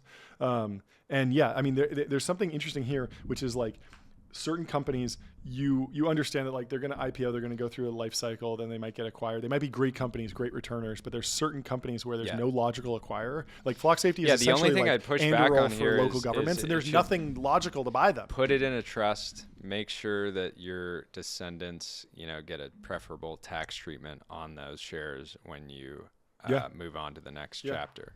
But yeah, I mean, life's work entrepreneur and a fantastic company that's building something that can just go forever because there's no one that's going to resistant to disruption and no large incumbent. You're not going to be like Slack getting clipped by Teams, Salesforce, or bought by Salesforce, but also just clipped by Teams, or Snapchat like got clipped eventually. They're doing the clipping. Who's going to clip flock safety? It's just impossible. So like it might be a little bit below the radar company. Yeah, that's good. It might be a little bit below the radar right now, but they can just keep compounding. Promoted Gotta post. hold you there, John. Let's do it. Promoted post from your friend Jesse over at American Alchemy. This is important. The next Joe Rogan, in my opinion. The next Joe Rogan. You heard it here first. Jesse says, reply here or DM if you are an Epic editor and want to work on a crazy video. If you're an Epic editor and you want to work on a crazy video, go DM Jesse. He makes some incredible films, I would call them. Yeah, they're basically documentaries. I mean, he does these fantastic, like really scoop level interviews. He's oftentimes the first person to interview a major whistleblower about aliens. He covers UFOs and aliens. One of the only good kinds of whistleblowers. Yes, right? yes. And he gets them on these really long, very interesting, very cinematic interviews, and then he cuts together a bunch of context and content to really help tell the story. He has a voiceover segment. Oftentimes he's weaving. So they're basically documentaries. And he recently shot to the top of the technology podcast charts on Spotify. He was up there with All In, Acquired, and it was him. It was crazy. Yeah. So, I mean, still under the radar, still underrated, but going to be one of this generation's This is fantastic like going to get to creators. work for Joe Rogan in 2010. Seriously. And that is a great ship to jump on if you're an editor. Highly recommend it. Jump on. Let's go to That's Tuna. a great. I would say it's a great craft to jump on. Yeah. Great UAP to jump on. Yep. Let's go to Tuna. Tuna says, I wish there was a podcast like at Tech Bros Pod, but for small X hackers, and this one would be good.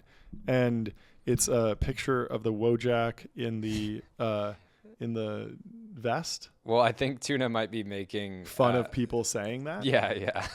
Because this is the Technology podcast Brothers for the small. podcast. We highlight accounts with like 100 followers, like 10 likes, and you're on the show. Yeah. No, so he's memeing. I like it. The boomer. We VC. love to see support. We love that you gave us a shout out. Thanks for shouting us out. Big we Tuna. Appreciate it. Big Tuna. And yeah, I mean, we want First to of many cover appearances. Elon. We also want to cover the Lobby. We want to amplify the Lobby, and hopefully our account's growing fast enough that we can actually, drive some engagement and followers to some of these. That's why we do so many promoted posts. Our job is to find, much like Graham Duncan, finding allocators. We're trying to find these up and coming posters. Yeah, I want to be the Graham Duncan of the timeline. Graham Duncan of the timeline. Well said. Schizo says China's final warning.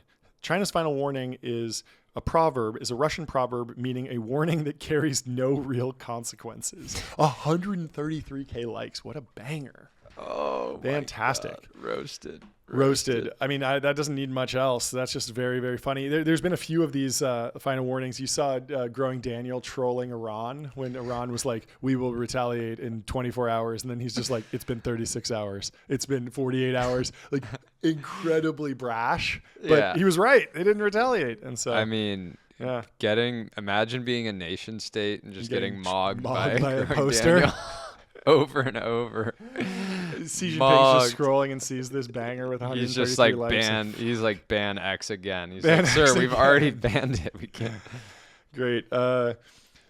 Let's skip that. Dustin Curtis, we talked about him before, the founder of Subtle. He's never been on the show before, so good to have him Former on. neighbor of mine, actually. Says Anduril's brand is very close to perfection. The quality of its design aesthetic reflects a level of institutional competency that should be terrifying to America's enemies. Couldn't agree more. So Dustin, Fantastic they made designer. fintech cool, right? When you think Dustin? of it. Dustin was Curtis? he was at Cash App. Oh, he was really? like early Square Cash App. I mean, he know had him his as own Subtle and stuff. I know him from he had his YC own era. Cool. He had his own. Yeah. I better. Yeah. You should look that up. But I mean, he's written some fantastic blog posts about the importance of the best, and he had some pushback about that because he said that you should enjoy the best of anything, even if it's just silverware. Get the best silverware. And people called him a materialist. He got like kind of lightly canceled on Twitter back in like 2014. A few people came to his aid, including Paul Graham, and that's kind of Dustin's story. I haven't caught up with him in a long time or followed what he's up to, but I think this is a great post because how you do anything is how you do everything, and you can see that even Anduril's animation team is doing innovative things. Even their brand design, even their merch is unique and powerful and has great aesthetics, and it's just a sign that everything in that company is running really, really smoothly, really, really well, which is great. And they attract the best talent everywhere. It doesn't matter if you're actually a weapons designer. It's the best place to go if you're a weapons designer, but it's also the best place to go if you're just going to design the brand, or do comms, or do government relations, anything. And so we love Anduril, and I think this is a really, really great point. And if you're running a startup, you should aspire to do everything at the top tier as much as possible. Even if you think your brand is maybe second to your product, there's no reason that your brand can't still be an A+. Totally. even if you're focused primarily on your product. Let's go to another great brand. Ella Gill says ChatGPT is too old this week. Very interesting. We've talked about this. Can you believe 2 years? I was told that I would be dead. I was told that I would be dead. The AI doomers said ChatGPT came out. The AI is going to kill everyone next year. And now we're 2 years in, and I'm still alive. And AI hasn't killed anyone. Not a single person. I don't know a single person. Yeah. AI, if you're listening, let's see what you got. Yeah. No, I just think this is wild because everybody loves to have some take on why OpenAI is overvalued. But the fact that they went from non-existent to being AI in the mind of the everyday internet user is just ridiculous, right? Yeah. In 2 years, it is beyond a household name. What other technology product actually? I don't even think Instagram didn't become a household name for years. Yeah, and what's so fascinating is like ChatGPT level products were only 6 months behind ChatGPT. Like Gemini came out and was comparable, and Claude came out and was comparable very, very quickly.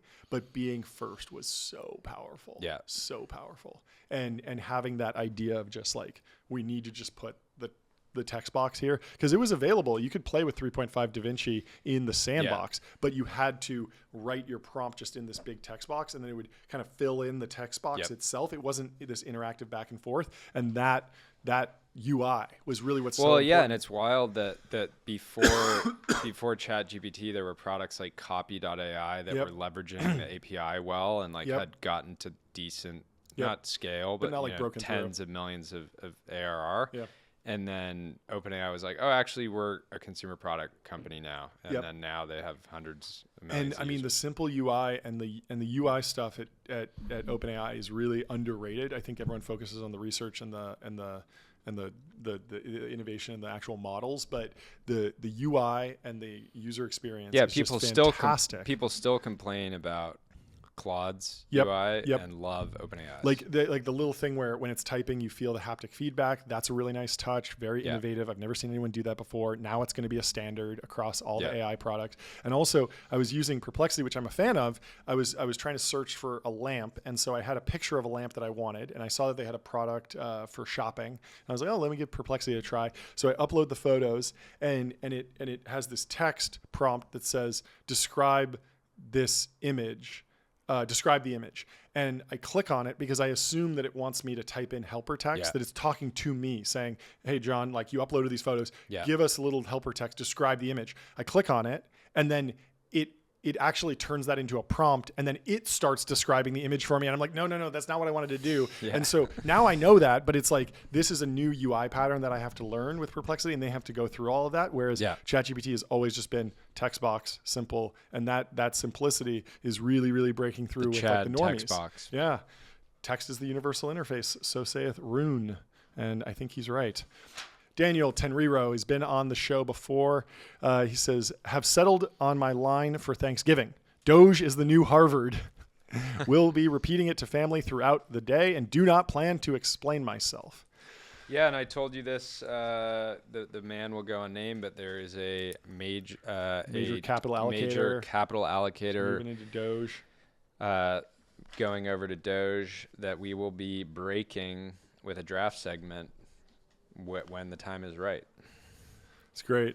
Delian says, imagine identifying the cultural rot that had the potential to decimate our nation's great institutions in 1995 and then watching our country descend into chaos because of those ideologies. And only finally, after 30 years, does everyone finally wake up and you achieve total victory. And it's 2 screenshots. One of The Diversity Myth by Peter Thiel and David Sachs, which was published in 1995. And the other photo is Peter shaking hands with Donald Trump in 2016, and now everyone's really come around on the diversity myth stuff. It's fascinating. I mean, there's been a lot of hit pieces about the diversity myth, a lot of apologies and just controversy, but fascinating book and incredibly dense for how young they were when they wrote that. I was trying to search for like, has anyone in their 20s written a piece of nonfiction kind of cultural criticism that's as dense as the diversity myth? Because it's like 300. Declaration of Independence. Independence. What about the Declaration of Independence? Yeah, I meant in the modern era. I meant like now, basically. Yeah. But it is a beast of a book. It's almost inaccessible in how detailed it is. And last year we did an interview with Peter about a retrospective on the diversity myth and kind of what he got right and what he kind of misjudged, and it was really fascinating. You can go check it out. I think it's in the Pirate Wires feed and also the Founders Fund YouTube feed. But it's a great revision and then or revisitation of that work, and then obviously you see it all over X now, where there's been a major vibe shift. And speaking of vibe shifts, Mike Bird writes, our cover this week is accurately conveying my sentiments when I've been mildly inconvenienced by a bureaucratic institution. And it's a quote by Javier Pelé, who says, my contempt for the state is infinite. And this is crazy picture. Yeah, it's crazy. I mean, it's amazing. Crazy picture. Cover. I'm excited to get it in the mail. We should remake that. Yeah. It's good. And he also does the thumbs up. That's the Millet thing. And he makes everyone do the thumbs up. It's so funny. But I like this because Mike Bird works for The Economist. And do you know about The Economist? They don't use bylines. So every article is anonymous. Really? And and so it lends itself to like a different level of journalistic integrity, and they all write in the same voice, and so there are specific columns like the Buttonwood column or the Bretton Woods, or there's a few different Schumpeter, like famous economists get like columns named after them, but you don't see that they don't have like Taylor Lorenz on the byline, and so. I mean, but I like this because Mike Bird is on. Now that Taylor X went to the information, I could see the next step if she gets some takes right on the creator economy. The Economist might pick her up. But it would be interesting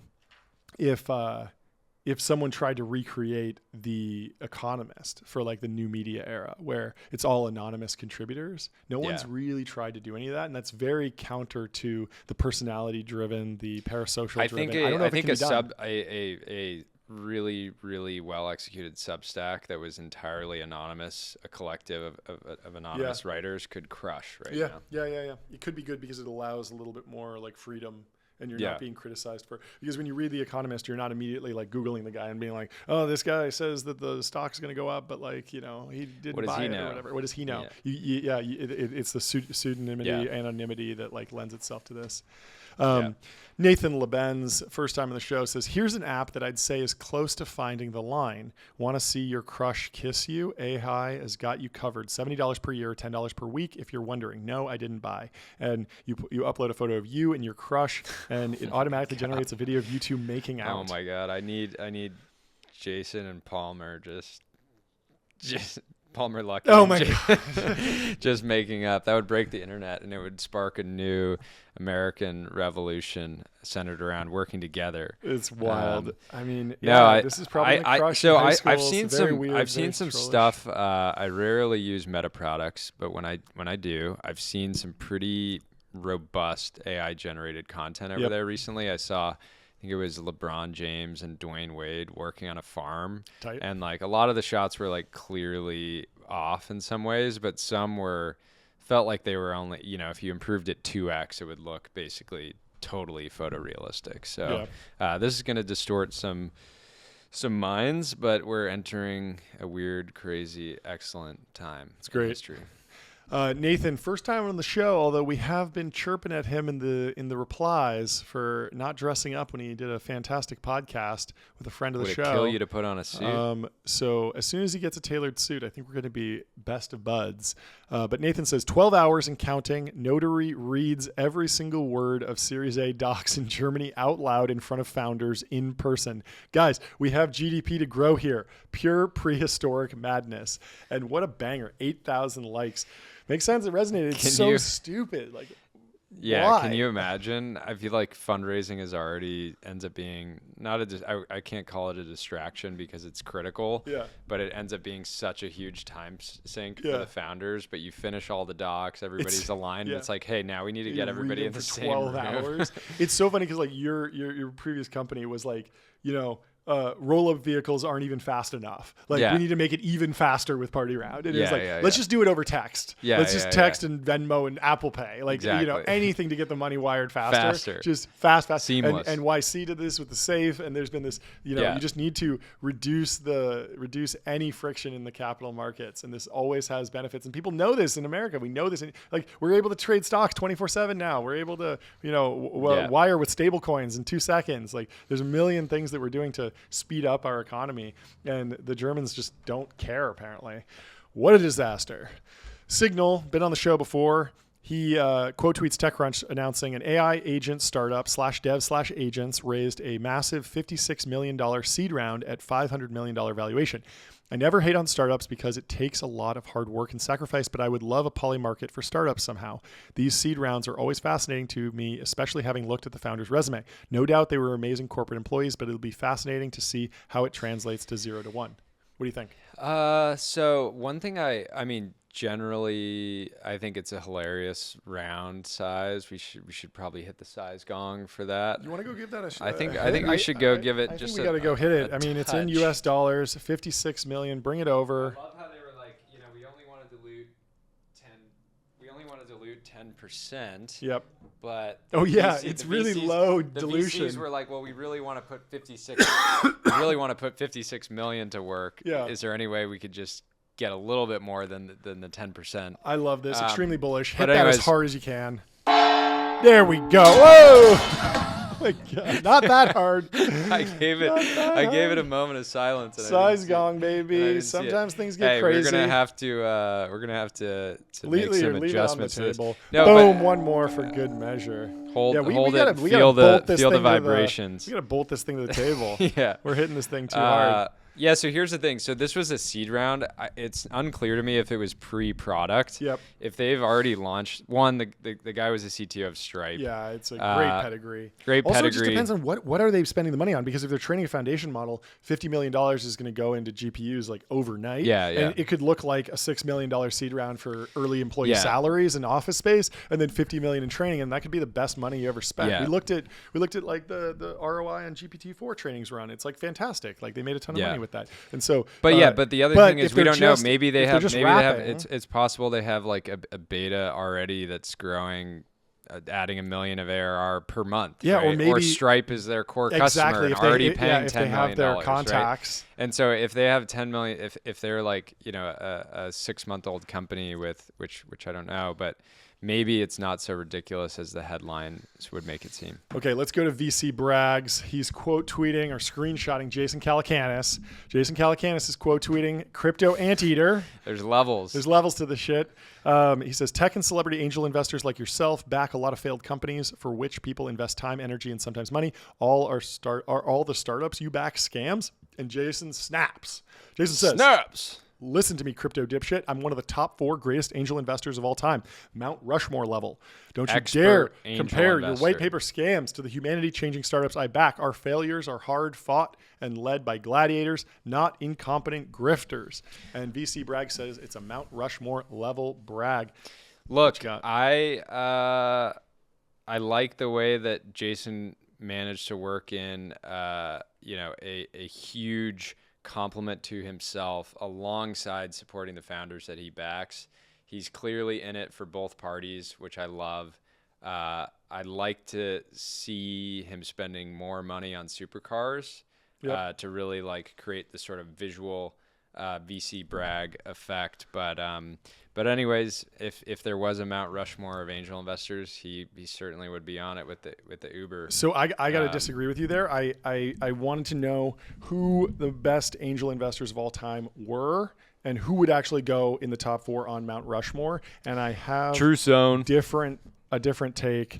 So if you look at the real power law companies, there are a few, and they're all at least 10 times bigger than Uber. I mean, obviously the Uber investment's fantastic. We know that, but you got to put Don Valentine on the Mount Rushmore of angel investors, NVIDIA and Cisco.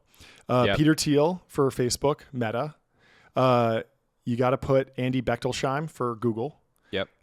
You got to put Mike Markula for Apple, and you got to put Eugene Kleiner for Genentech. Okay, but here's some lore. You know that I think Altman bought like 2% of Stripe for like 10 grand. That's also Sam Altman, also one of the greatest. That's also so if I were to bake trade. it down, Peter Thiel, Don Valentine, Arthur Rock, Intel, like that's one of the greatest angel investments of all time. I think I'd probably go Eugene Kleiner, Peter Thiel, Don Valentine, Arthur Rock, and obviously Altman is like a little.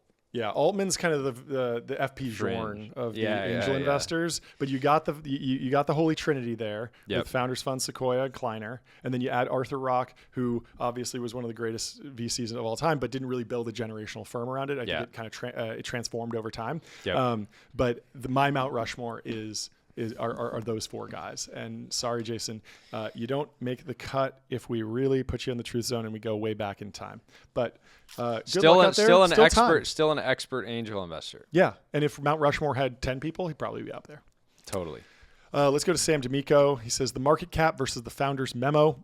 It's the just a chill guy. The market cap's at $500 million. Oh my God. Yeah, this one thing. Chill and guy. He says, I know I'm supposed to be a chill guy, but low-key, I don't care about anything. Like, and he like goes on this rant, and I don't really get it, but I don't know. Yeah, I mean the meme coin lottery is real, and if you put money there, you're probably going to lose it, but maybe you 5,000x here or there. Maybe let's you're go just to a chill guy that likes a clean 5,000x. Let's close with carried no interest. Our guy. He says, we are officially entering late stage software. I was ranting to a friend last night about the state of software investing and realized the world of software has shifted, possibly forever. The broken cap tables, the cushy stagnating incumbents, the stocks that will max out their good CAC growth and convert to high CAC growth, the inevitable switch to growth via M&A, the declining number of unicorns with liquidity, the death of VCs, 80% shouldn't exist, the lack of greenfield opportunities, finally AI. Will public markets ever hit the same highs they did before? Is this railway stocks 2.0? Eventually, we both looked at each other. Right away, all VCs need to exist, because how can you outperform if everybody's a top performer, right? You want to be able to benchmark yourself against the bottom 80%, even if you're in the top 20. So we got to stand up for allocators. Their jobs, they have very, very difficult jobs. We'll never slander them. That said, I think Carried No Interest has like some great takes here. He's basically in DMs with us, has outlined, here's all the big Silicon Valley darlings that I am going to single-handedly take out, and I wouldn't bet against the guy. He's on CST, but he's got an EST energy that he brings to every meeting. He reminds me of Sandy's sidekick in Succession. I always forget his name. But crazy kind finance, modern Gordon Gekko, Chad energy. I wouldn't want to be a Silicon Valley darling going up against this quality of poster. So let's close with one promoted post and then get out of here. Last promoted post from our friends over at DuPont Registry. We can't say enough good things about this account. Today, they have a 1-of-1 2015 Porsche 918 Spider, asking price of only $3.1 million. This is a true unicorn with only 5 factory Salzburg foil 918s painted in white, with this example being the only Salzburg 918 to feature a gloss black foil with acid green accents, originating from one of the more notable historical moments in motorsport history with its association with the 917 race cars of the early 1970s, including the iconic Le Mans victory. The Salzburg livery became a symbol of Porsche's racing success. So this car is just fantastic. If you go pick it up. If you don't know what to put on your Christmas list this year, send this post to your wife. Fantastic car. Got a little bit of a hate for the hybrid powertrain, but I think it's aged really well. It's a little squirrely to drive. It's not. It's a real race car, but that shouldn't take away anything from it. So go pick this up if one of our listeners hasn't already. You can daily it. I saw one at Nobu the other day. It was fantastic. It's an amazing daily, especially if your AUM is at a place where it can support over 300 mil, easily within the 1% rule. Totally. Well, thanks for watching. Subscribe or be relegated to a life of flying NetJets. Leave us 5 stars. Follow us on X. Follow us on YouTube. Shoot us DMs and tag us in any posts that you think we should react to. Thank you. Thank you. Bye.